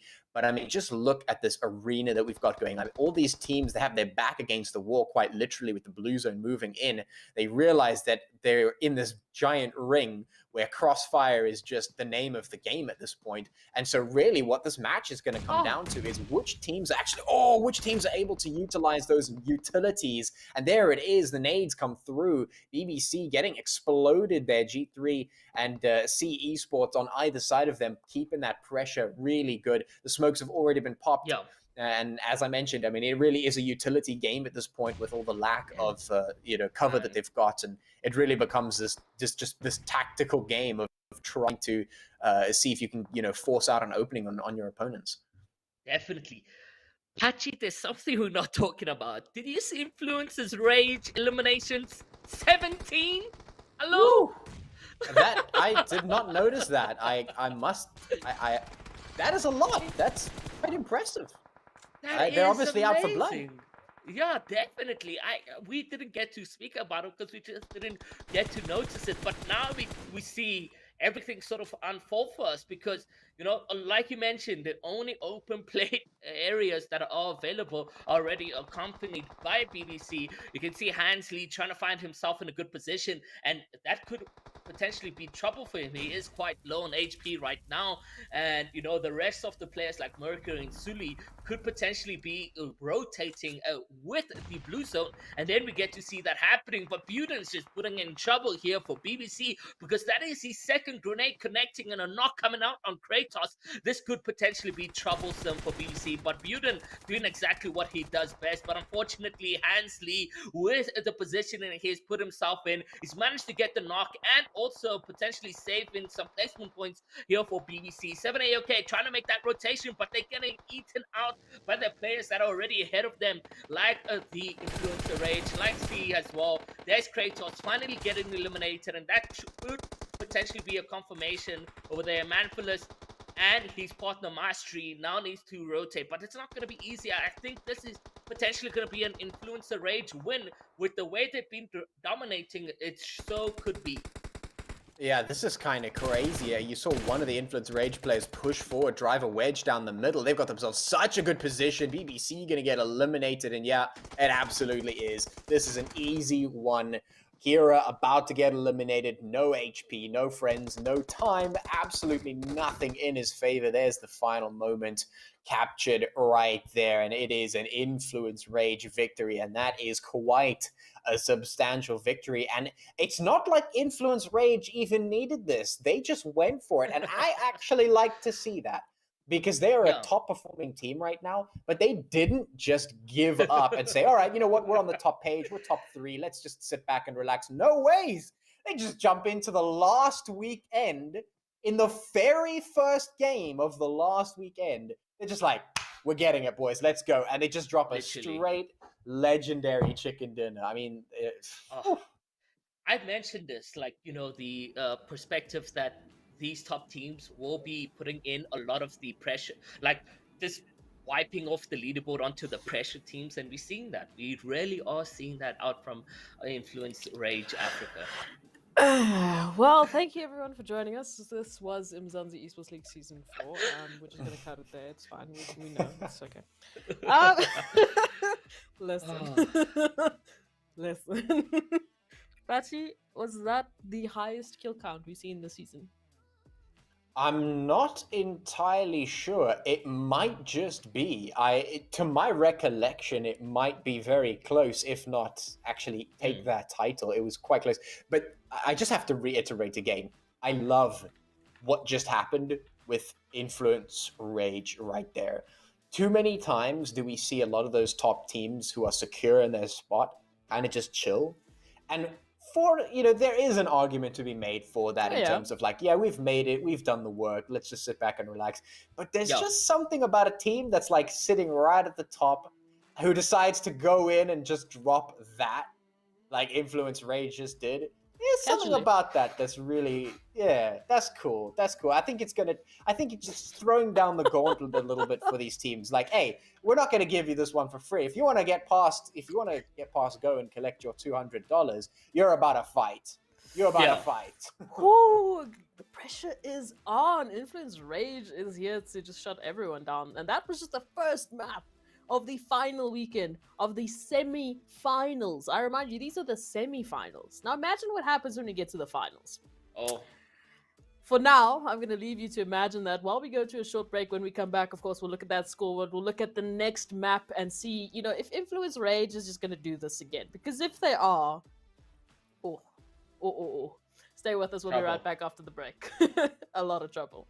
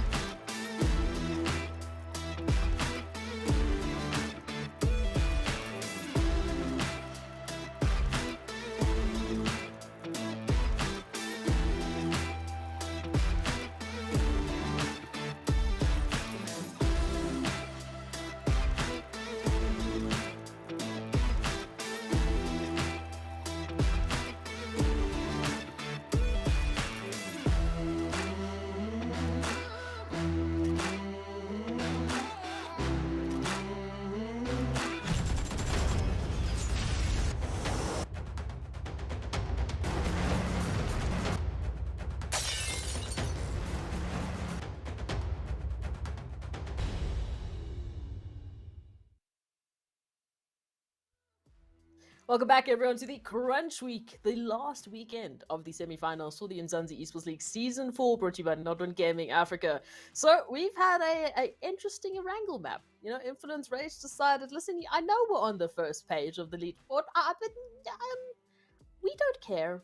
We really don't care. We're just gonna kill everyone. So let's take a look at the standings. Obviously, you didn't have a chance to see them, so let's look at them now and just revel in kill number. Patchy, please, if you could talk about that. Yo, almost 20 kills dropped straight off the bat, plus that chicken dinner, 34 points. And I mean, I was talking about it. I said that, 30-point games are not only doable, but like these teams have been doing them, and this is just proof to back that up. Here it is, another one of them getting dropped, except it's Influence Rage this time, 34 points, which is nuts. These guys have just decided that they want to vie for that top spot at the end of round number 2 to end off this round. So I mean, yeah, the semifinals are going to end out with a bang no matter what. Esports, a team that has been doing quite well this season, getting themselves that lovely second place there. 7AOK actually picking up third, which is great for them because they definitely need those points a lot. So a 15-point game is pretty good for them. BBC up there in the top 4. Very nice, very nice. Rila Insiders coming there 5th place. We've got G3, Zero Tolerance, and Aphelion Apex coming in. Rila Insiders and G3, of course, have been doing quite well, at least as well. Not as well as Influence Rage has apparently been doing, but certainly quite well in any case. On the second page, we got some teams scraping up those points a little bit here and there, just picking them up. Lag, Rain from Hell, Team Unique, Natural Killers picking up 1 point each. Young Thunder did manage to get 4 at least before they went out, so not the worst. It's always important to maintain at least a few points here and there, but they certainly will need a few more than just 4 to get themselves out of relegation, which is currently where they are sitting. And I mean, yeah, it's exactly as you say. It is crunch time. It is just crunch weekend. These teams, they cannot be sitting down and playing okay, subpar, meh. We need amazing gameplay. We need like Influence Rage in game number 1 gameplay. Yeah. I don't know. I think I'm gonna have to go, back to our previous scoreboards and just check. I feel like that was one of the highest kill counts that we have seen this season. I don't know. In the I feel like we got it at semi-finals. 20. I feel like we got it at 20. I'm not We sure. may have. I think I'm we pretty have. sure we have. Yeah. I think we it was have. possibly the most insane gameplay, but it's there in my mind. Maybe last season, I don't know, but I'm somehow recalling a 20 kill even win coming out. Apparently, it might have even been 24. But either way, it's one of some of the highest kills that we've seen so far. Maybe not the highest, but definitely surprising considering, the context. I mean, this is the semi-finals. These are, some of the best teams. We've already whittled out, a lot of these teams. And all of a sudden, Influence Rage is just like, did you know that we can do this? Yeah. Because we did. And we're here to show you. Absolutely insane. And that was Erangel, done and dusted. The first Erangel of this weekend, done and dusted. And of course, now we're going to be moving on to Sanhok. Sanhok, as we know, half the size of Erangel. So, I mean, if you thought the action was insane on Erangel, get ready for Sanhok. As we know, Close Quarter Combats is the name of the game. So, Patchy, from your side, we have this conversation often. We really do. Let's sum this up as quickly as possible. Just to sort of subvert the expectations a little bit, I actually think this game is going to be a little bit more chill than game number 1. Okay. I actually think it's going to be a bit of a rest. To me. Basically, what happened in game number 1 is all the teams were dropping in and they were like, hey, it's Erangel, let's go, we're gonna get good on this one, it started out normal, as we've been doing all season long. It's gonna be nice, we're gonna have a good time, we're gonna start out strong. And suddenly the zone was just like all the way down. Everyone was like, hey, we gotta get running now. And suddenly they have to like jump in the water and cross the bridges. And now we're going to the island and everyone's sort of scrambling around. And it's like, okay, and now we're going to the hillside and we're fighting and we don't really have cover. It wasn't at all the Erangel that any of these teams like to play. It was a difficult zone. I actually think that because of the fact that Sanhok doesn't actually have that big of a split, the separation between the pieces of the land mass isn't actually that big.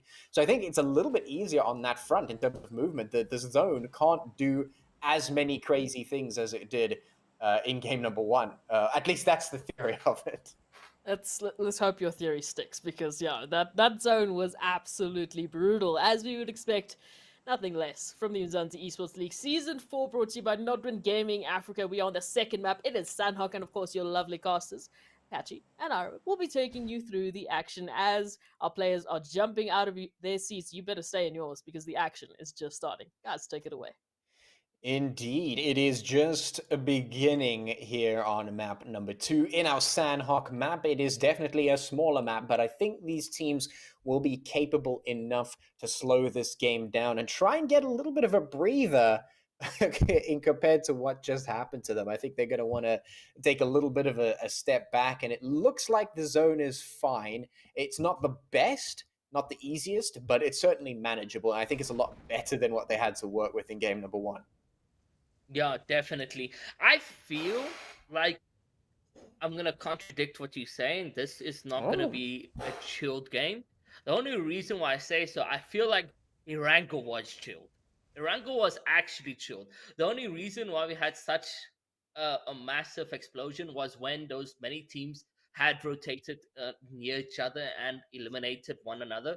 I feel that generally had meant, we had a much chilled endgame because of how many teams had one player, two players, etc., going into those final rounds. Here, however, it's going to be chaos. Chaos from the beginning, straight to the very end. And we can already see the chaos happening here in the POI. It is going to be Influencer Rage, who have 3 members, one man down this time around. However, who will be, going up against the Sidemen, and the Sidemen potentially leading this one to win. And they have already been damaged quite a bit. The utilities have not yet been found so that they can heal, and we could potentially be seeing the 2 teams come neck to neck very soon. Suli as well as Matrix for the opposition, still looting up and finding out their desired loadouts. Yeah, I don't know if it's going to be chaos from the beginning, but I certainly agree there will be chaos at the end, especially if, as I was thinking, especially if it maybe starts out a little bit slower. Definitely, if there's a lot of teams still remaining at the end of this one, it is going to be a chaotic end game. I think that's ultimately what this game, this map at least, does tend to become. The reason I think it's going to be a little bit more chill is just because I think that the size of this map is more expected than the size of the zone that we inevitably had at. I mean, by the time it was zone number 3 in game 1, it was already tiny just because of the location.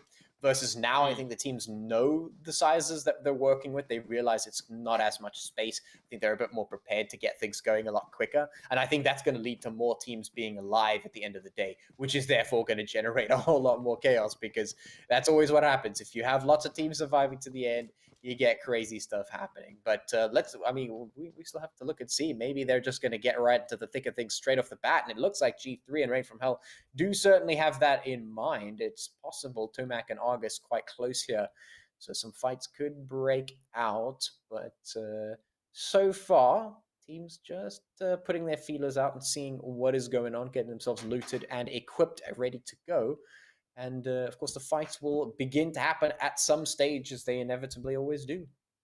And this POI had probably the best peaks in all 3 maps. I mean, the areas that you can get yourself onto, the roofs and etc., the walls, it's an amazing place to take a fight on, and hopefully we get to see the potentials come from Rain from Hell. But it's against G3, who, by the way, is in need of points. If they don't grab some tonight, they may just find themselves falling just below. Has 7 AOK, is finding their pace, and could potentially be, knocking 1 or 2 teams out of the top 16. They already have, by the way. And if we look, I think it is going to be Sidemen who are in the 3rd page, and hopefully find themselves some points, however. But we may be potentially be seeing the head-on-head fight happening here from Rain from Hell and G3, who both are really good Titans, and Buden just popping up a smoke screen just so that everything's safe. Ooh. And Tomic.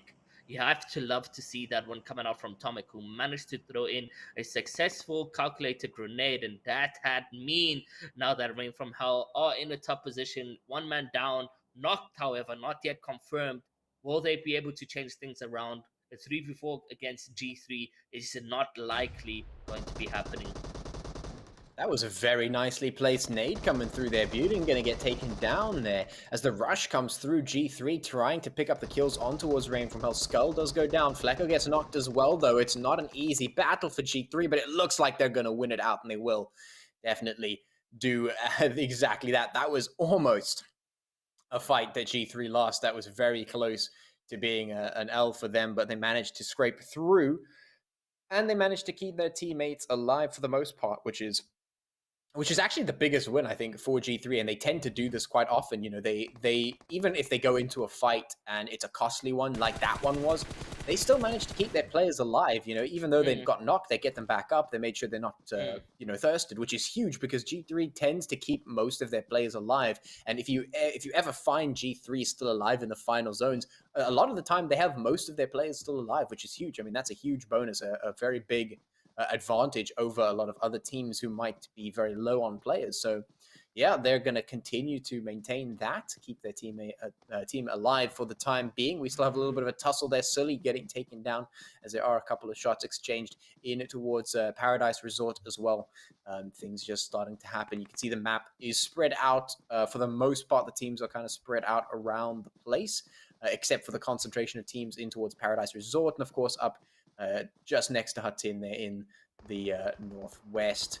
Fighting happening here. Young Thunder putting some heat in with the Sidemen Influence, or sorry, this is Influence, who's been doing really, really well today. Their insane game in game number 1, but now they're getting punished a little bit. Some third-party shots coming through and just not enough angles to watch there. The Sidemen just put those shots, and I'm not too sure if that's the end. I think that was the end of Influence. Yeah, definitely. But no worries. They got themselves so much points that they can, take a tea and toast in this game as they sit in the lobby and wait for Miramar, which is going to be another competitive map and maybe an advantage one for them because somehow it seems that, they come to dominate in the positions of large maps. However, successful for Sidemen to actually pick up some kill points very early on. That means, the competition's alive. It has been since round 2 has started, since the semifinals has kicked off. Nobody has really been in the guaranteed position of qualifying into the final rounds over there. A couple teams still needing to make the rotations is Aphelion Apex as well as Team Unique and then Young Thunder as well. Now, the team Aphelion Apex playing sort of slow, even in the blue zone, just a bit. Rila Insiders finding himself at the bottom, quite close to BBC, which could potentially mean outbreak for a fight if they go for the drop over there. Natural Killer's finding himself all the way at Mong Nai, which is a really good position to find them. In fact, I feel that position they're in could be in the next zone as well because it's all the way north and touching the waters means that it will come down center around that area potentially. You could certainly do. You might be just right there. For the time being, that we'll have to wait and see. G3 have got a nice spread over here on the compound. They've got control, waiting to see if the Sidemen are going to peek out and give themselves a little bit of, or just expose themselves and give them a little bit of an angle to work with. We'll see. For now, things have definitely slowed down just a bit. We're about 10 minutes in. We still have yet to go into zone number 2, so the teams do still have a little bit of time to play with in terms of not having to worry about the blue zone, but we do know that that changes very, very quickly on this map. The blue zone does definitely catch up with you and catch you out if you're not careful. You don't keep yourself well ahead of it, so we'll keep that in the back of our minds. Most of the teams just slowly crawling in, making sure that they stay alive. You can see Aphelion Apex have decided to take the long rotation, so they're not too interested in getting inside of the zone at this point, they realize that they can probably out-heal the zone. It's super early on, so it doesn't do too much damage, so not a problem. They're just going to stay out there for now. But I wonder what it is that they're attempting to accomplish, or even if there is a plan. If there is a plan, what is it that they're trying to accomplish here? Because it might be that they're trying to go for the long game. They may be expecting a little bit of that chaos and saying, all right, instead of going into the zone and messing around with all that, let's just stay out of it for as long as possible and see if we can bump up our placement points by staying out of the fight. Yeah, no, honestly, that that is not really where you want to go into. Like the confidence play that is lacking from Aphelion Apex could potentially kick them out. Could potentially be in a tough position for them because I mean, if they just continued with consistency and playing their games out the way they did, sure, they would have been fine. But now trying to despair themselves from everyone else, trying to disengage from all situations could potentially mean troublesome because they're using a lot of utilities, and if it comes down to a long battle, which somehow seems to be the case in Sanhok, even though it's close combat, Aphelion Apex is not playing to the advantage. Then hopefully I'm wrong and they get points on the leaderboard. They get those placements, which seems to be what everyone is going for, and kind of hiding out on the kills, which seems to be natural killers finding themselves in a sticky situation, and somehow Unique Zest is doing all the trouble here to natural killers, as Scylla is the only one left alone again in map number 2. However, what a play coming out from Unique over there. Only one player needed to take down 3. Yeah, it's just definitely dishing it out, as you say. Certainly a bit of punishment going through towards natural killers, and one player on the team of Unique just decides, yeah, you know what, I'm going to pick these up, no problem. Osiris trying to call to safety. In the meantime, we've got Sorry putting some shots across towards Lag and G3 on either side there. So it is definitely starting to heat up for a lot of these teams. The space is starting to run out as well. Teams trying to position themselves in a good spot for this, and you can see G3 is definitely trying to manage the situation. Gunner coming in with the flank, a really nice one, is able to pick up that kill and should be able to res the teammate here. Buden just across the way. Sorry, going to keep himself alive, getting those meds going. He is continuing to try and put those shots across, but there it is. He does land them. Tomac goes down. This guy is just really making it tough for G3. He's got a very nice angle and is able to take down Tomac, but now that the one of the players for G3 has rotated to Buden for the res, he has to rotate back to Tomac for the res again, and Sorry, it's just going to keep them running back and forth and back and forth.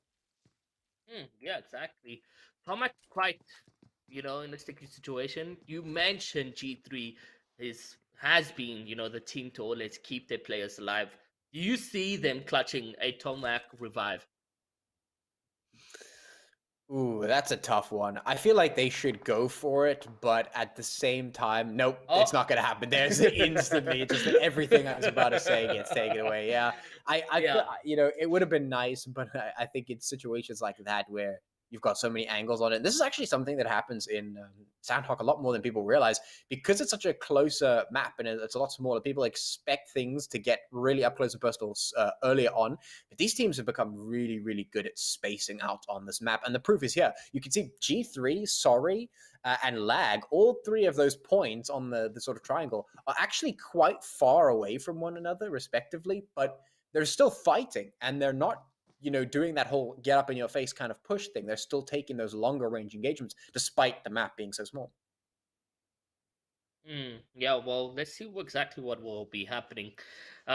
We have, where is Aphelion? Aphelion Apex still in the blue zone? Still making those rotations over there? Wow. Yeah, you love to see it. I mean, to a certain degree, they are going to get eliminated. Yeah, they are. They're just passing Lakawa right now. Lakawi. Yeah, there they are. They're still in the boat. And I don't know how much more utilities they have left as a team to keep carrying this one out. But that zone is taking quite a bit, Patchy. This is the most BBC rotation I have ever seen. This is one of the most BBC rotations that we've had basically all season, because BBC hasn't been doing it. It's Aphelion Apex who picks up the mantle from the previous season, and they're deciding, let's go for those long rotations all the way around. Let's hop in the boat. Let's take a bit of a stroll. Let's go fishing. Let's chill. And that's what they've been doing all game long. For 3 zones, these guys have been out here, and now they're suddenly rolling up towards the coast. But who do they find? It's BBC. It's the inventors of this strat. Do you really think you're going to be able to catch them off guard? Well, the answer seems to be yes. Nihal has been caught off guard, and because the rest of BBC is already rotated away, well, he's just going to get taken down. There's no way he gets revived. So that's a quick pickup for Aphelion Apex, and BBC are kind of like turning around and going, hold on, what are you doing back there on the coastline? That's our strat. You're not allowed to do that. Yeah, definitely. And BBC not happy about that one, right? Because they've lost a player, and that means a pillar has been removed from the squad, and that means they're always going to be at a disadvantage going into the next fight. So Aphelion Apex really, like you mentioned, adapting to the BBC strat and learning from the superiors. But, however, there could be gate kept over here if BBC is looking to get into some eliminations, and by the rotations and strategic gameplay that we get to witness, doesn't look like gunplay or gun skill is going to be one that they're going to be looking at right now. More so, staying on that white zone is going to be troublesome for them, and Patchy, they're just going to be biting their own hand, waiting to gatekeep over here, because once that zone starts to rotate, the teams that are already situated in the center or potentially going to have that early rotations, it's just going to be in a much better position, and then they're going to get gatekeep. Yeah. I mean, at this point, it's like you have to start questioning things. We originally questioned the Aphelion Apex rotate. It was a very long one. It's always questionable when you try and tease it out with the blue zone a little bit, but it was a good decision ultimately for them in terms of their initial, catching out of BBC. They got the jump on them, they got that quick pickup, which is great. But now the true test comes in: can they re-enter the zone? If they can do that and beat out BBC, then I think all is forgiven in terms of all the people sitting at home watching, biting their nails a little bit. Oh, Aphelion Apex, are they going to make it? No, we're about to witness it, because this is where that strat falls flat every time. That somebody tries to employ, let's go stay out in the blue zone strat.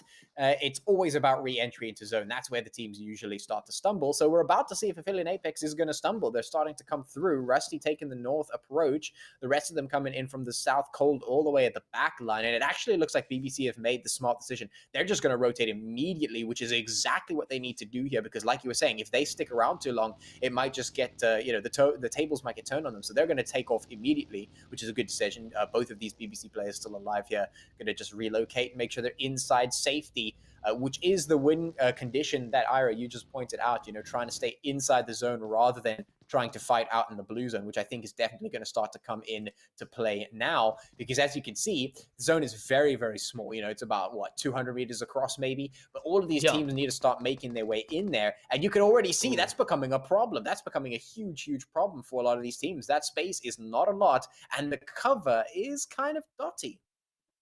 It is going to be thinning out, the players that are now making those rotations are now deciding to position themselves in this a very tiny circle.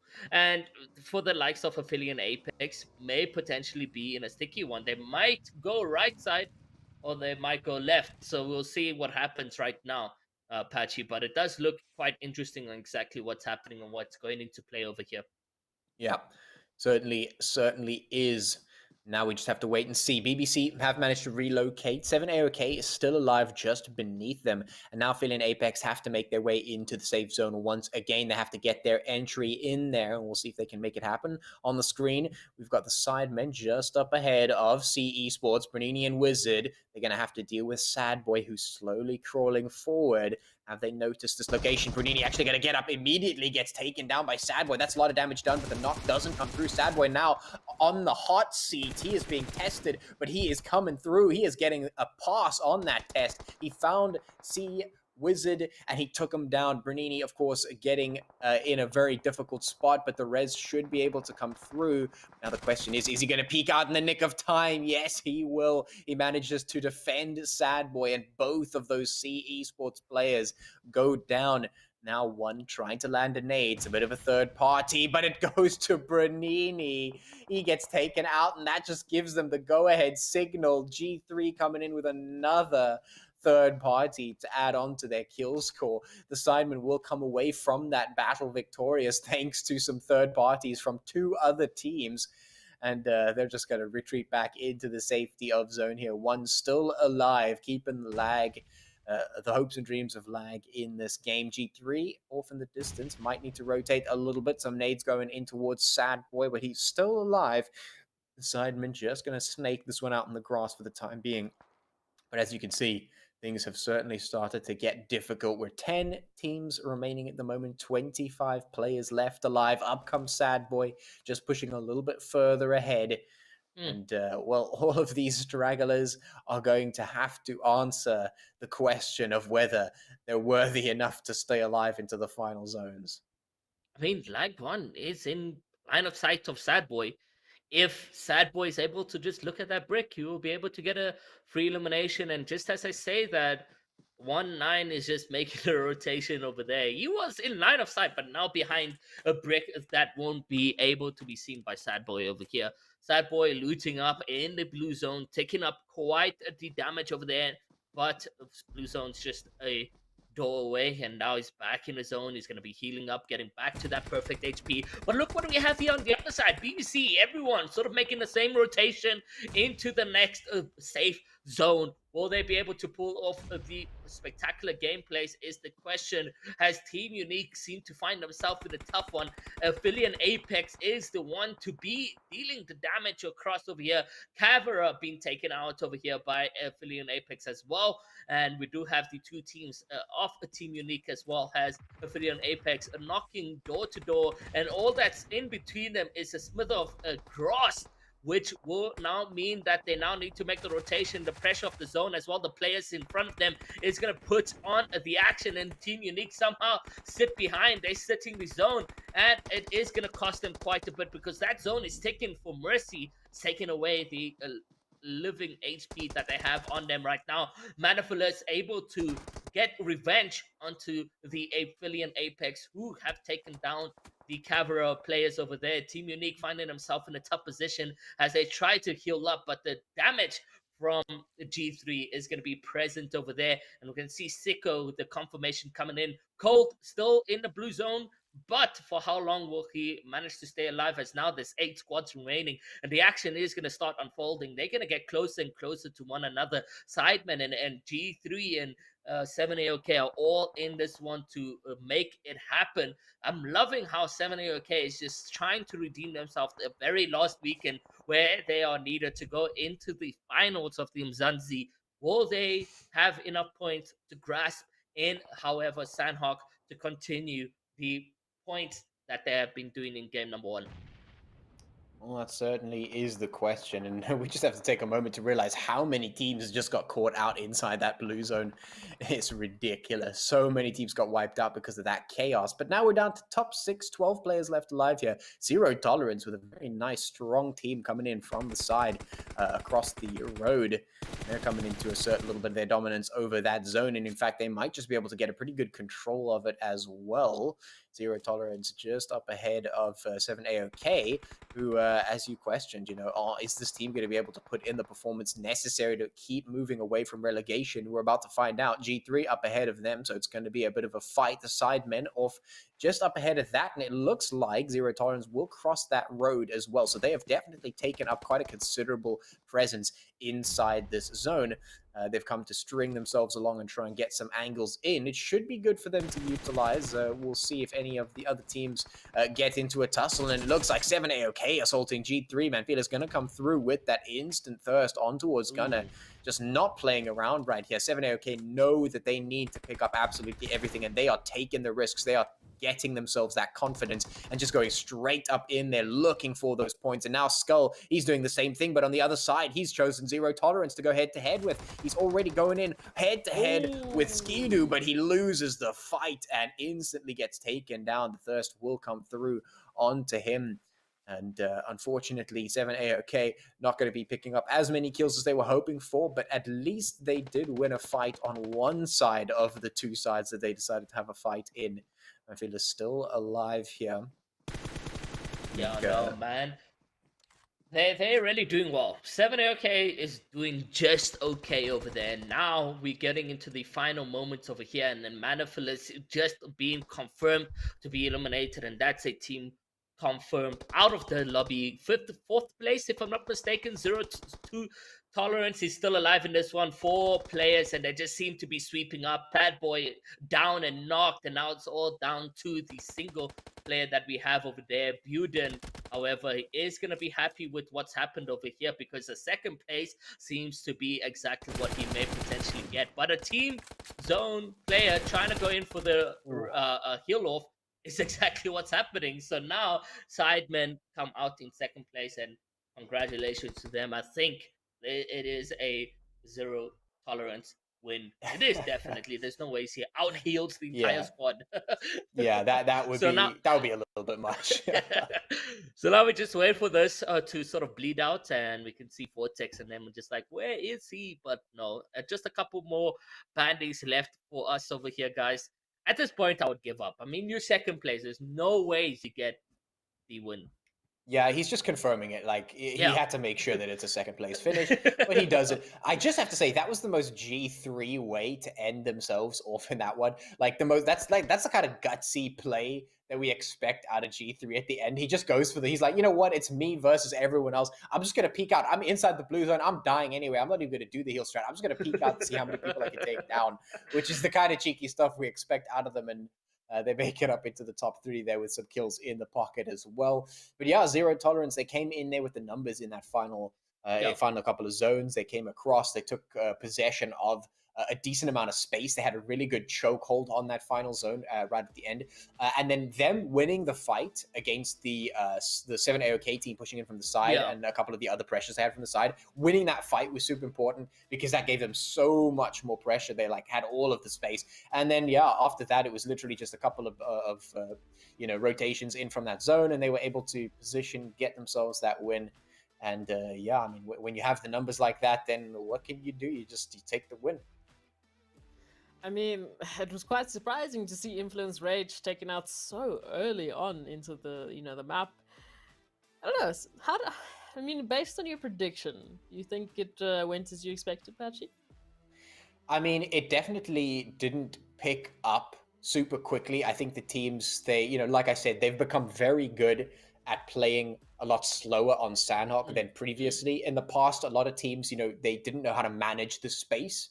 But over the seasons, and especially in Season 4, they have become very good at managing the space in Sanhok. And you saw earlier on in the game, there were some long-range engagements that were happening there because the teams, they were just kind of strung along. And the teams are just good at spacing out and taking those fights. And so it did start off, as slow as I thought it would. Definitely the results of what we inevitably got, though, were definitely different to what I expected. I agree with you in the fact that we did not expect Influence to go out as early as they did. Maybe this is just not their map, perhaps. But the other thing that we've been seeing this season is a lot of the kind of expectations just getting flipped.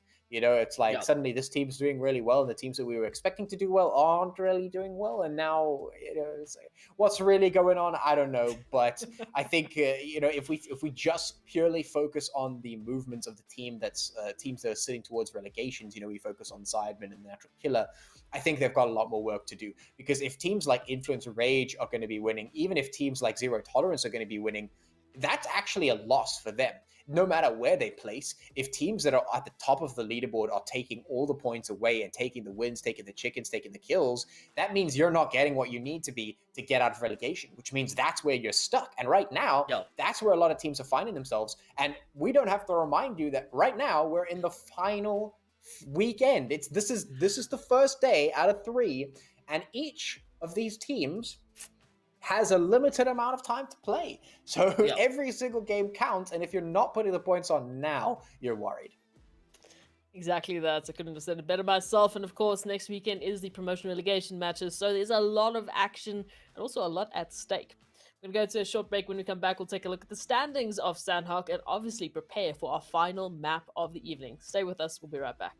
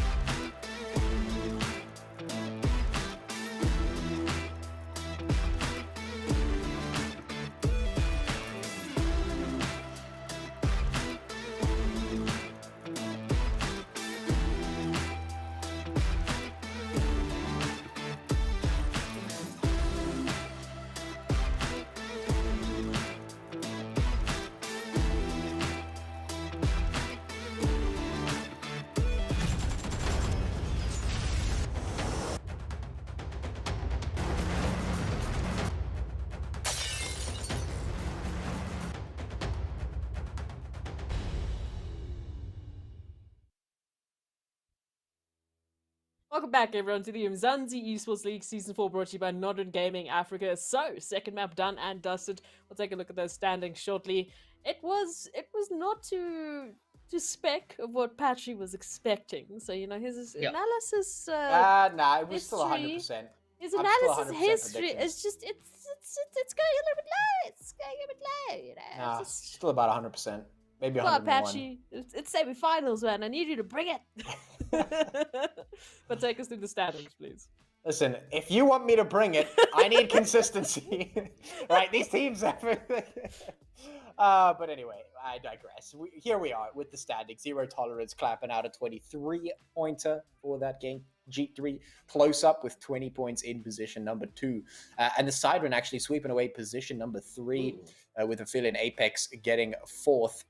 7AOK, they did get double digits in terms of points in that game, which is super useful for them at least. But, I'm going to say the same thing that I've said literally the whole time. It's nice when you're on that page, when you've got your double digits in the, per game, it's good, but it's not enough.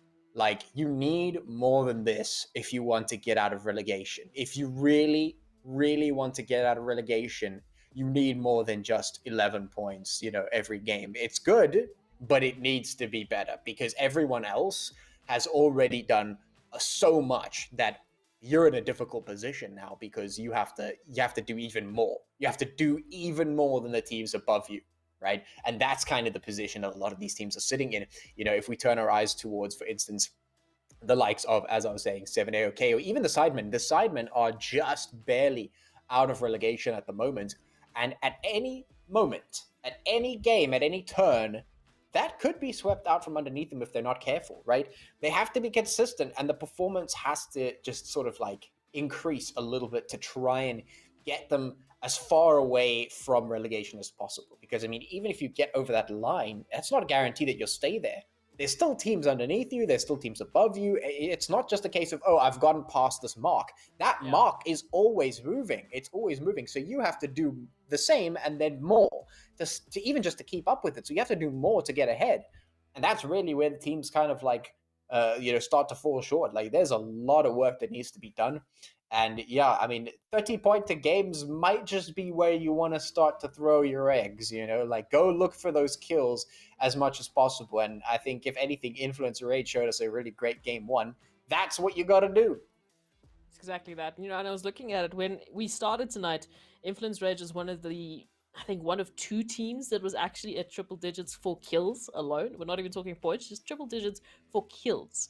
They now just, they were at 100, a perfect 100, and now they're at 120 after 2 maps. That's absolutely just stupid. It's very stupid. It's amazing, but it's stupid. I can't believe we're talking about these kind of numbers in semi-finals. And I feel like I have to keep reminding you, this is the last weekend of semi-finals. This is not the first week of Umzansi Season 4. This is the semi-finals, the last weekend. These are some of the best teams we've seen in all of the seasons of Umzansi. It's just so competitive. It's the most competitive season yet.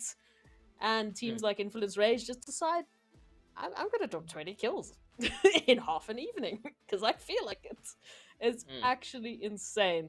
But it's what we've come to expect from these amazing teams. Obviously, the talent in Africa is absolutely booming, and it keeps growing. It keeps expanding, it keeps getting better because of tournaments like Umzansi, because they keep coming back to be better. And as you mentioned, because it's gotten so competitive, that mark for being good enough keeps rising. It keeps rising, it keeps moving, and it keeps meaning that every single team who fights day in and day out, well, they're going to have to fight day in and day out, otherwise they will not make it to our finals. So, last map of the evening, and I'm going to give it over to your wonderful, wonderful casters one more time, because, I've embarrassed Patchy enough tonight. So, Patchy, I'm sorry, I had to do it. It's fine, we'll talk afterwards, okay? But for the time being, would you and Ira take us through Miramar? Pretty please. Sure, why not? I'm feeling good. I'm feeling like a charitable guy. So we'll do it. We'll get into game number 3. We'll get into our Miramar right here. And, I still have 100% prediction rate, by the way. Just saying, just throwing that out there. All of the things that I say are extremely accurate all the time. In any case, we're in Miramar now, so we've got a lot more space for these teams, and they're not going to have to struggle with the struggles of game 1 and 2, where game 1, of course, that zone was just really restricting, and game 2, of course, being Sanhok, which is small enough as is. Yeah. Now we've got a little bit more space. The teams have a bit more room to play. Do you think that that is going to mean that these teams kind of give us a little bit more? Are they going to, find a bit more on this map? Is it going to be a bit easier for some of these teams that we've been talking about to find the points that they're looking for? Or is this just going to be, another top team really just tipping the bucket and picking up some kills for themselves and just walking away with another chicken? Honestly, at this point where you have, Influencer Rage winning game number 1 and then coming out from game number 2, Zero Tolerance, which both teams have been performing in the Umzansi Season 4, right? So that consistency just means that we could potentially expect another dominant team to walk away with the kills, walk away with the win, and so forth. But again, the game's just not that consistent. Really inside already finding themselves almost in a tough position with Coco. But I'm hoping, like you mentioned, for the likes of like 7A, okay, it's good, but it's not amazing. It's not where you need it to be, where a huge game like 30 plus points is going to get you in a safe mark. As it stands right now, they just, tickling in that top 16, and it's not going to be enough. A little blow from the wind means that they get taken out of that top 16. But they have, today and Sunday to continue the consistencies. And this is what I was talking about, is that some of these teams didn't understand, that format, that structure that they have in place. That, last weekend was really a time of moment where they should have popped off dramatically and get as much points as possible, because the teams like 7A, okay, have the opportunity to really dominate today and tomorrow in terms of consistency and then put themselves on the map. Yeah, it is tough, pretty much, to go against a lot of these teams that are doing so well this season. And a lot of people might be sitting thinking, oh, a lot of the teams haven't showed their full strength. I think a lot of these teams have given us quite a good show. Their skill levels have definitely been increasing season by season. And now what we're looking at are a lot of incredibly capable teams, and that makes it difficult for a lot of other teams that to actually get through. Once the more the bar gets raised, the less teams that we actually have making it through. And now it's a real struggle. The only thing is, the thing that keeps coming back to me is just that we didn't really expect a lot of the teams to be struggling that are struggling now. We thought it was going to be other teams. We thought we would see other teams that maybe weren't doing as well, or that we didn't expect to be doing as well. They hadn't really given us anything to go by in the previous seasons. Suddenly now doing better than teams that were doing well. It's like, why is this happening? But that's exactly what has happened here in this season. And now we're looking at the likes of 7A, okay, who started out with a bang, scrambling to try and even just qualify for the finals. So it is really tough for a lot of the teams, and especially teams like AOK or the Natural Killers, Sidemen. Solar Esports, actually another team that I want to keep my eye on. I think they'll be playing tomorrow, most likely. Yeah. But they were a team that I was very let down by, almost in a sense, because they were so well in round 1, and their kills were just insane. They were doing some huge numbers on that front. And then in this season, they're also in the same boat as 7AOK. Started out with a bang, but now they're struggling to get through. And yeah, it's just it really is a tough time. It's not like these teams are not good. They are. We've seen that. We've seen that these guys are fantastic. It's just that bar is so high that it is tough to keep up a lot of the time when there's so many good teams in a lobby with you. There's it means more mistakes. It means you're going to get punished more. You get less forgiveness, less leeway. You have to just execute things like to perfection almost to try and keep yourself in this one. And that's why I said these teams just need to try and give it 150% almost, because at this point, nothing less will do. to make it in, really, because you don't want to leave your qualification into the finals by chance. You want to try and solidify it. You want to secure it, and if they want to do that, it really does have to be 150% effort. I like that you say 150. And that 150% really separates the influence rage to 7AOK, because 7AOK is capable of getting winner chicken dinners, is capable of winning with 15 kills, etc. But the question is, it comes down to that consistency, the leeway, etc. And that 150% that is being put out from influencer rage and the top teams really separates them by a margin, because everyone that we have here in the semifinals are worthy of winning. I mean, they've made it over here. They've had a pop off, a game that we all have to remember from every team. And when it comes down to these final moments, it's just the talent that really separates hard work. Yeah, it comes down to a lot of factors. Talent is definitely one of them. Hard work is definitely another one as well. I think hard work can definitely uh, boost you up in huge ways.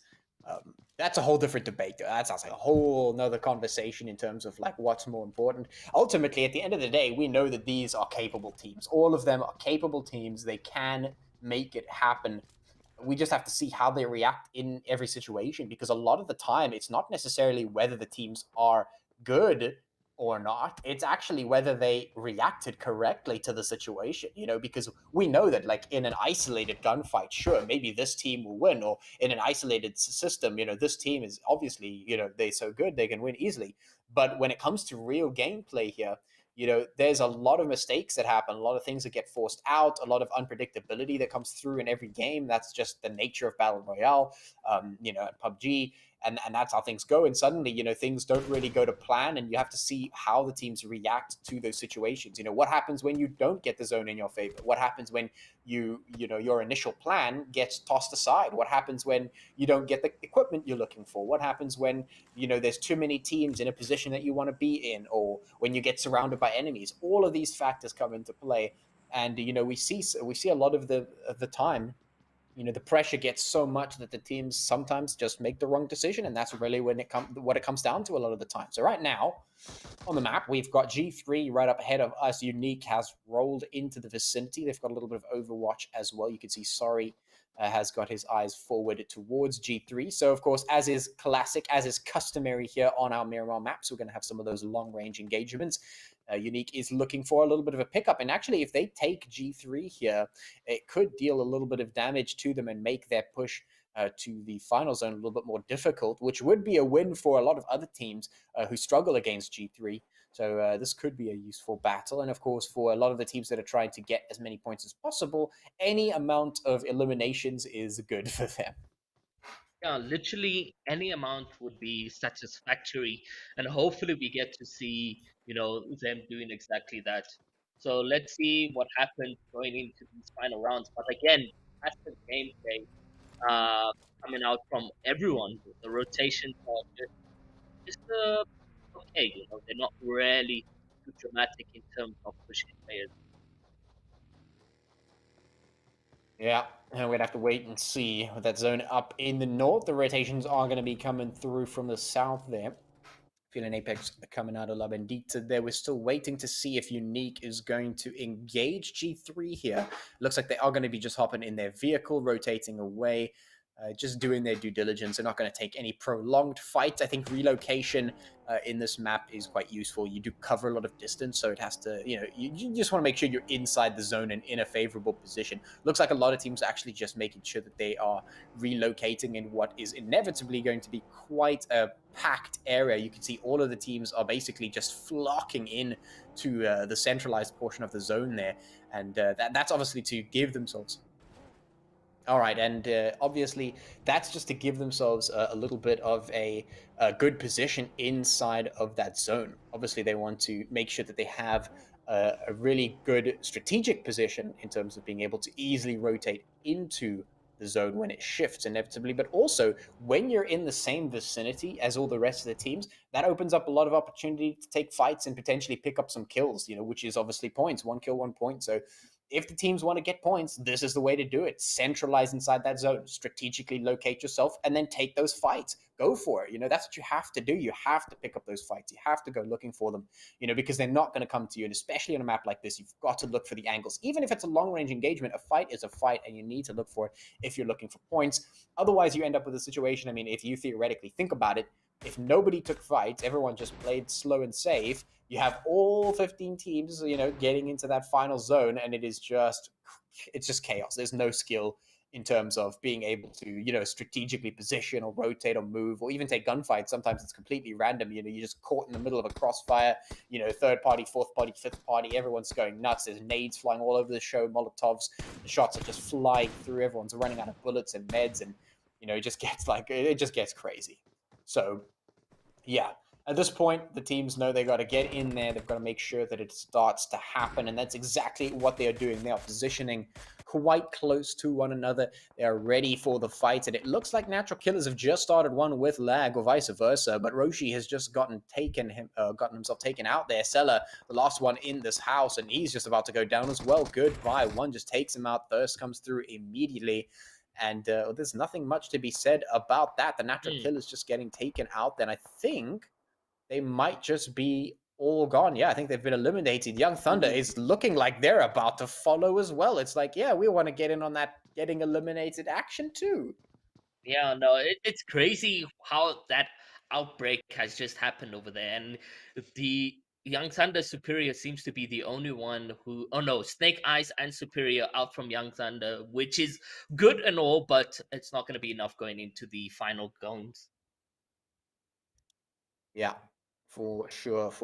Right now, Fear pushing up slowly in towards Young Thunder. We got Chris right up here on the cusp of it. Young Thunder doing a bit of scouting to see if they could spot any of those players out. Might just spot Chris out. We'll have a look and see. These players are very, very close in proximity to one another, which does mean that we're going to get a few tussles between these Rila insiders up on the top of the hill. This is a little bit of a chain of death at the moment. Chris now trying to go over the peak. He is looking for the fight. He is ready to take it, but he hasn't spotted anyone out. These guys are literally just teasing one another over the side of this hill. Who's going to get the confidence to push over? Superior takes a bit of damage. Chris tosses a nade. Here he goes over the cusp of the hill, spots him out, and does land the shots. The Uzi just going to tear through the HP. Down goes Superior. Now Snake Eyes has to try and manage the situation all by himself, but is it going to be enough? Right now he's taking a lot of damage, trying to manage the fight, bobs and weaves, but he does get taken down, loses the fight. Fear will win it out, and they will not take any losses off the back of that. A little bit of HP down, but otherwise very nicely played by them. The insiders looking for a little bit of third parties, but not in a position to do so. So they're just going to come away scot-free. Man, Young Thunder needing this evening, right, Patchy? Needing to come through with a couple points and so forth, because they were on 102. They were in a position where they could have, done so well. But unfortunately, it just does not seem to be the play. Hansley going down, and it does look like Hates as well will be going down in that position with the grenade. So it's a tag for tag, a trade for trade over here in this position.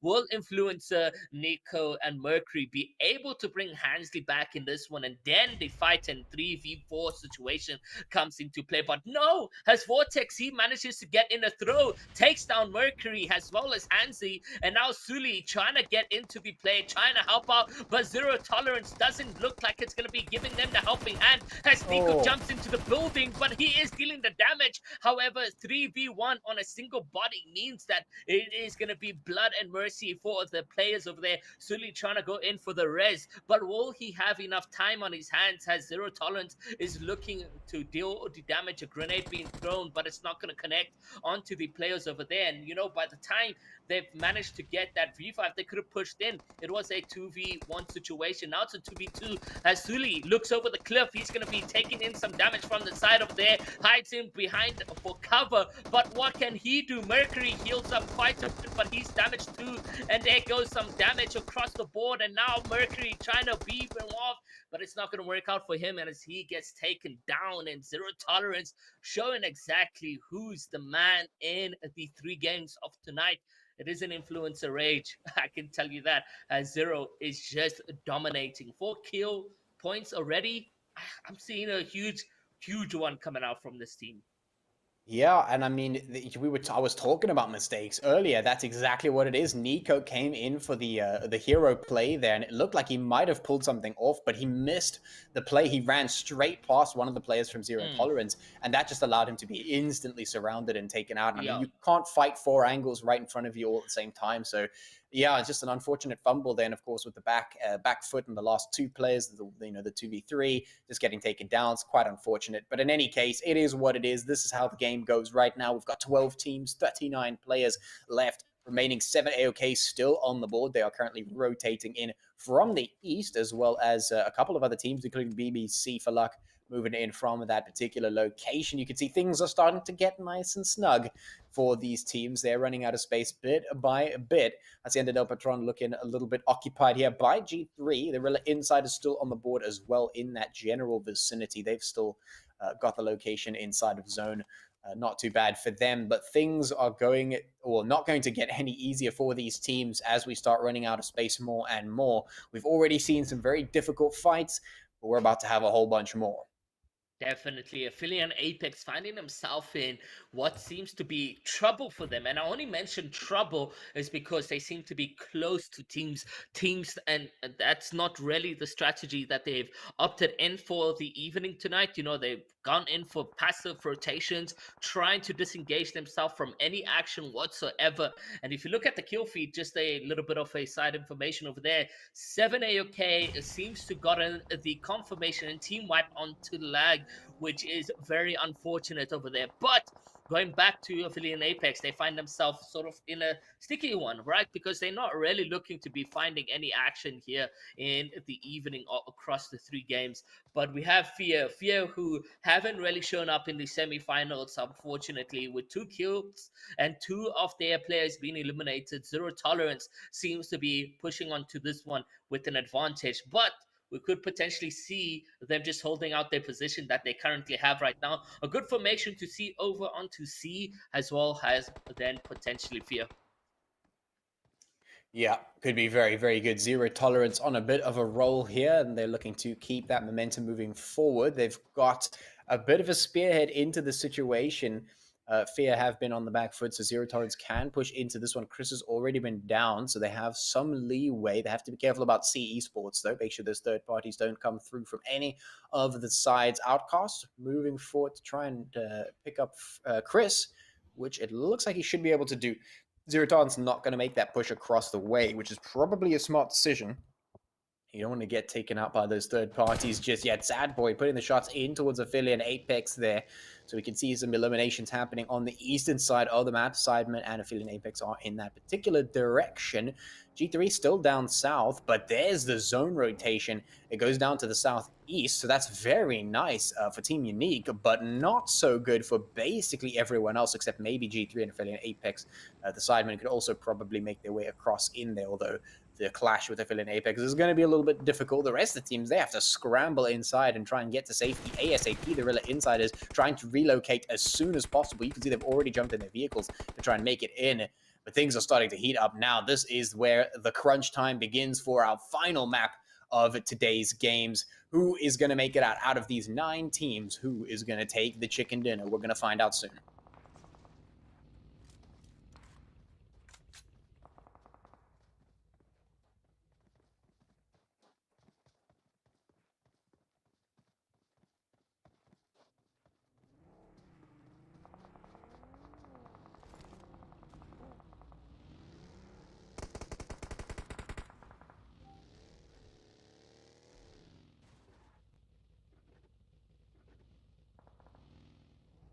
And we're having a look and seeing zero tolerance skills here, moving up bit by bit to try and make it inside the safe zone, but some of the members have been downed. It's going to be a bit of a difficult push to try and make it across that line, but it has to be done if this team wants to get to safety. They've been on a roll. They've picked up 5 kills for themselves, but they need to keep pressing forward if they want to take some victories. For the rest of the teams, it is exactly the same situation. Unique now getting pushed by 7AOK. 7AOK, they are in the hot seat, and they have been all day long, but they haven't been pulling out the massive wins that they've been looking for, and it looks like they won't be able to do that today either. Getting taken down one by one as Unique goes in to finish the job. G3 on the outskirts, just going to be keeping a weather eye on the situation and making sure that they keep that pressure going. Unique will maintain their control of this warehouse area in the compound, and it looks like they have eliminated that final 7AOK player. So unfortunately, 7AOK, nothing going to happen there. Zero tolerance, taking a fight with the Rila inside, and two forces clashing straight into one another. But it looks like zero tolerance might just be having the upper hand right now. Coco and Zeke on the back foot. Zeke trying to crawl away to safety to get rezzed, and Coco trying to do the same. Rao and J Roller have to make the most of this situation. J Roller coming in, trying to pick up his teammates, and this is going to be a very crucial pickup there, Coco, because of course Coco is knocked, Zeke is knocked, and that is just not where you want to be. Skido pushing up. Oh, he's caught them out totally off guard all the way down. He's just gripped them by the throat there. They were just completely exposed. They've been taken down. There's zero tolerance, picking up another win and another elim in that battle. There's 6 teams remaining now, 19 players left alive. Fighting is not done. Z Esports now taking a fight, putting the hits in towards the Sidemen. One goes down, but they're going to have to pick up a few more. Some good positioning here in the zone is going to give them an upper hand, but it's not going to last forever, and the cover is not all too extensive. Z Esports do have control of this little hut at least, and Wizards is just smoking the place up to make sure that they have a little bit of extra utility right here for themselves. Peeking through that window to see if you can take a fight with Unique, but here's G3 keeping the pressure on from behind, making sure that Unique know they cannot just have anything done for free at this time. Z Esports still just in the corner of the zone are going to be okay, but the fights between G3 have to rage on because, of course, they need to move up. The zone has shifted north, and both of these teams need to fight for a spot. They need to fight for a slot, and now zero tolerance is pushing forward. It's going to be zero tolerance versus G3 to see who can make it up into zone, who is going to get a piece of that pie. Right now, G3 on the back foot, lots of damage being done in towards Burden, and oh, that nade just finishing him off instantly. I think G3 are in a little bit of trouble here. Definitely. Talk about guns blazing going into the final game that we have over here for the evening, has G3 losing a serious pillar in the squad over there. And now we can see zero tolerance on stopping. They haven't been stopping from the very beginning, taking out such titan teams. They are seriously up here, dealing the mass, dealing the damage. Sidemen as well in a sticky one has Aphelion, Apex. Sicko is making himself aware. G3 Tomic making sure that he's also getting in a couple damages, and will he get the knock? He does so indeed, and it does look like both their players, however, aren't unfortunately going to be able to fight off Tomic, which is Unique. Kayash, the only one or the duo that is set to take the fights against the G3, but it doesn't look like it's going to go in favor as Exist, however, turns down to take a player from Gunner, and that means they can get a kill confirmation. Tomic, the only one in the building to solidify things for the team. Now he gets into the POV of the doorway where Tomic is sort of hiding in. Who will come out victorious between these two players? And it doesn't look like it's G3. Has Unique Exist clutches up the gameplay, and they still have the opportunity to pick up their players and go into the very dying moments we have on our hands. But we say dying moments, and we can see ZTS with almost a full entire team going up against what seems to be a duo. C, however, unfortunately not able to hold their hands, and Sidemen and Unique are going to be dealing the wraith of a back-to-back winner-winner chicken dinner here.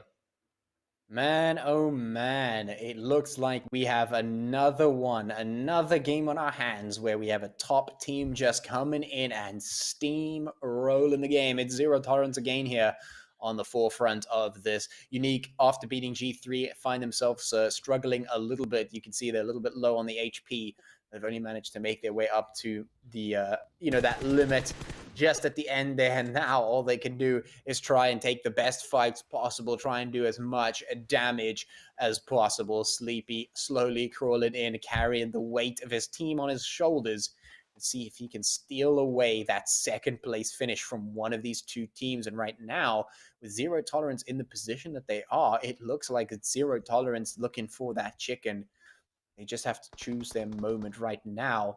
Unique actually have the favor of that zone for the time being, and the fact they've got this cover is huge for them as well. Zero Tolerance have to pick their fights very carefully, and actually, if they can deal with Sleepy first, it's going to be huge for them because they can focus entirely on Unique, but they don't have that assurance just yet. Sleepy could still put in a few third parties, but he has been spotted out. That might just be exactly what they need. If they can take him down, they have the ghost signal. You can already see Vortex has pushed on up to keep tabs on Unique. He's actually going in looking for a bit of a fight. Can Keish give him what he's looking for? Indeed, Keish goes down. Now it's on to Exist. They might just be able to eliminate Unique right here in this final zone here. Skidoo turning his attention and taking Sleepy down, done and dusted. Now it's just Unique, and they have been eliminated. Easy for Zero Tolerance skills with the numbers advantage. They picked their moments. They made it happen.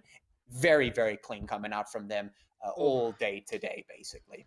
Amazing performance. And on my prediction, correct, where I say a huge team will be coming through with a winner-winner chicken dinner. Not only that, but 15 eliminations. You have to give it over, though, to Team Unique, who've managed to secure double-digit eliminations as well. 11 for them in a second place. But Sidemen, who seemed to be somewhat quiet this evening, where they needed to pick up a lot more points as well to try secure the top 16, they get the placement points, not the eliminations, as they only pick up 3. So let's see exactly what that means going over to the overall leaderboard of the final game that we just had over there. I am telling you, these teams are here to show us everything that they have been waiting to show us this season. I feel like a lot of the teams, they may have been holding back just a little tiny bit, but coming into today's games, I think this weekend is going to be extremely interesting. Again, I remind you, this is the last weekend of the semi-finals. This is the last opportunity for a lot of these teams to potentially get themselves into that top 16. So hopefully, and I say hopefully, play for a share of that prize pool, which again, $15,000. A lot of ka-ching up for grabs. So you can bet everything that these teams are working so hard to make sure that they get themselves into a prime position. Patchy, from your side, what do you think about the games today? I mean, we had some very extremes, obviously starting off with that game with Influence Rage, and then it sort of teetered off, and we had a few other teams, step up to the plate. Yeah, I mean, we've been talking about this basically all day in terms of, we've got these surges, and I mean, it's today, especially just like these surges of these top teams. I mean, Zero Tolerance is all the way at the top of the log, right? They're towards the top. They didn't need to do this today. Influence Rage, exactly the same. They started off with a huge bang. They did not need to drop a 35-point game, but they did. They did anyway. And I mean, when we talk about a situation like this is like the worst situation for those teams down in relegation. It's the worst that it could possibly be, because complacency at the top of the log is great for the Oaks at the bottom, right? It's great for them because then they have a little bit more space to play. They know that the top teams aren't really playing at their best. There's a little bit more room. You can kind of get away with a lot more. Now, these top teams are like, no, you're getting away with nothing. We're taking 35-point games. We're taking wins. We're taking the chickens. We're not giving you anything for free. And so it really is like the struggle of being down in relegation right now is just doubled and compounded so much more. It hurts. It hurts to watch these teams, looking for that final opportunity, who are desperate for that final opportunity. And I mean, the teams at the top, they're just like, you know what, we're not gonna make the same mistake. We're going to see how high we could possibly get ourselves on this leaderboard. And if that means we're going to take out half the lobby, then you know what? We will do it. I don't know, from your side, how has this, first day been watching and waiting for the rest of this weekend? I mean, it sort of sets the tone, doesn't it? It does indeed. I mean, especially coming out from the top teams, right?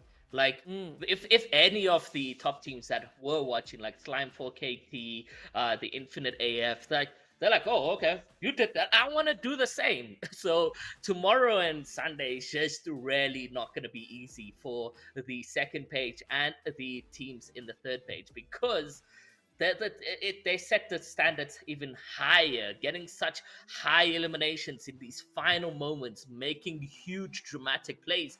So really, these next couple 2 days that we have on our hands, the 6 games remaining in the semi-finals of Umzansi, is just gonna be a massacre. It's gonna be very scary, and this is something that we mentioned in the beginning, right? It could either go very passive, or the top teams who are already comfortable could be getting taking advantage over the teams who are trying to scramble all these placement points as well as eliminations and so forth. And they zero tolerance. They don't need it, but they happy, and they play with the free mind of like free willingly, not caring exactly what's gonna be happening in their gameplay. If they die now, it doesn't really matter, right? So that's why they all guns blazing, going in, everything carefree, and that's where a competition really excels, because there's no pressure holding them back. There's no shouting your teammates for wrongful decisions, because they're comfortable in that position that they're sitting in, that they can go in, make mistakes, laugh about it, and be like, "Who? We almost just 1v4 influence rage or whatever the case may be," and they can entertain themselves in these very last moments. And this gives them sort of that good feeling of competing here in the Mzansi. And of course, in preparation for the finals, that will not be next weekend, but the weekend after, as next weekend will be, of course, our fantastic and grueling promotion relegation matches.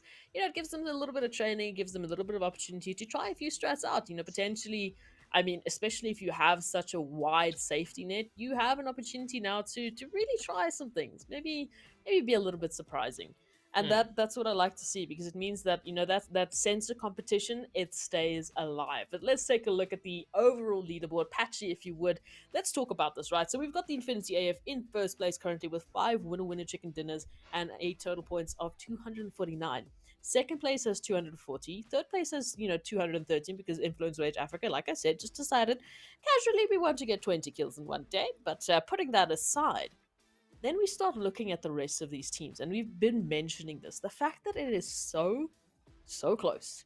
As soon as we look, from the top 8 to the top 16, even to the rest, of that 24 teams, it's marginal. It's a potential one good weekend, and bam, you're in the finals. Yeah.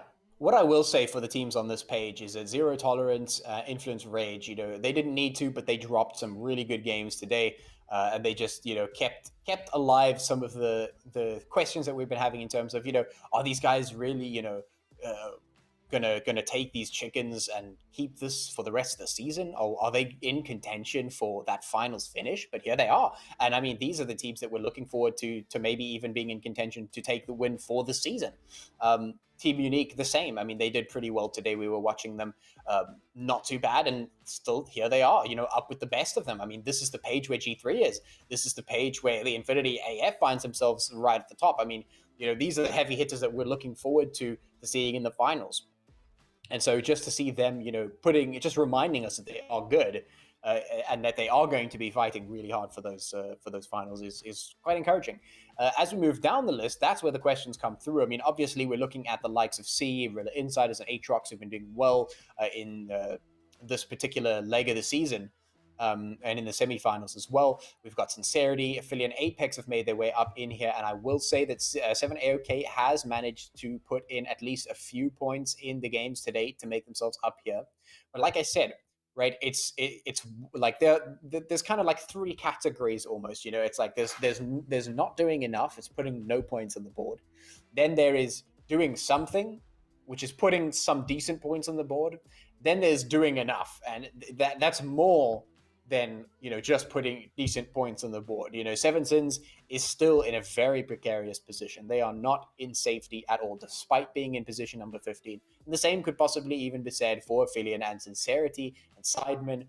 I mean, look how close the scoreboard is. It is still incredibly close. I mean, we're looking at 2-3 points difference per rung. It's like, this is very, very close. This could still swing either way, which means tomorrow and the last day are just going to be chaos. I mean, if we thought today was crazy, I cannot wait to see what's happening for the rest of this week's games, because it's going to force out a lot of things to happen from a lot of teams. And if we're going to see these top teams stepping it up like now, it's going to be a huge struggle for these teams down in relegation. Solo Esports is currently heading up the relegation pack, so they're sitting in 17. Natural Killers just beneath them, 5 points difference there. Rainbow Six Madagascar, 5 points difference just beneath that. Then we have Young Thunder, which is only 3 points behind. So the top half of the relegation zone is also close. And I mean, we've been saying it time and time again, and it sounds cliche at this point, but it's true. This is the most competitive season that we've had, because look how close these teams are. There's no huge separation page per page. These guys are neck and neck the whole way through. And literally one mistake is going to decide the entire outcome of what's going on. One slip up or one bad game could decide whether you make it to the finals or not right now. And it's not like these teams are performing badly. That's the other thing. The teams that are sitting on page number 2 and the teams that are kind of teetering on relegation, they're not playing badly. It's just that the caliber of teams this season has increased so dramatically that even playing well is not enough. Nope.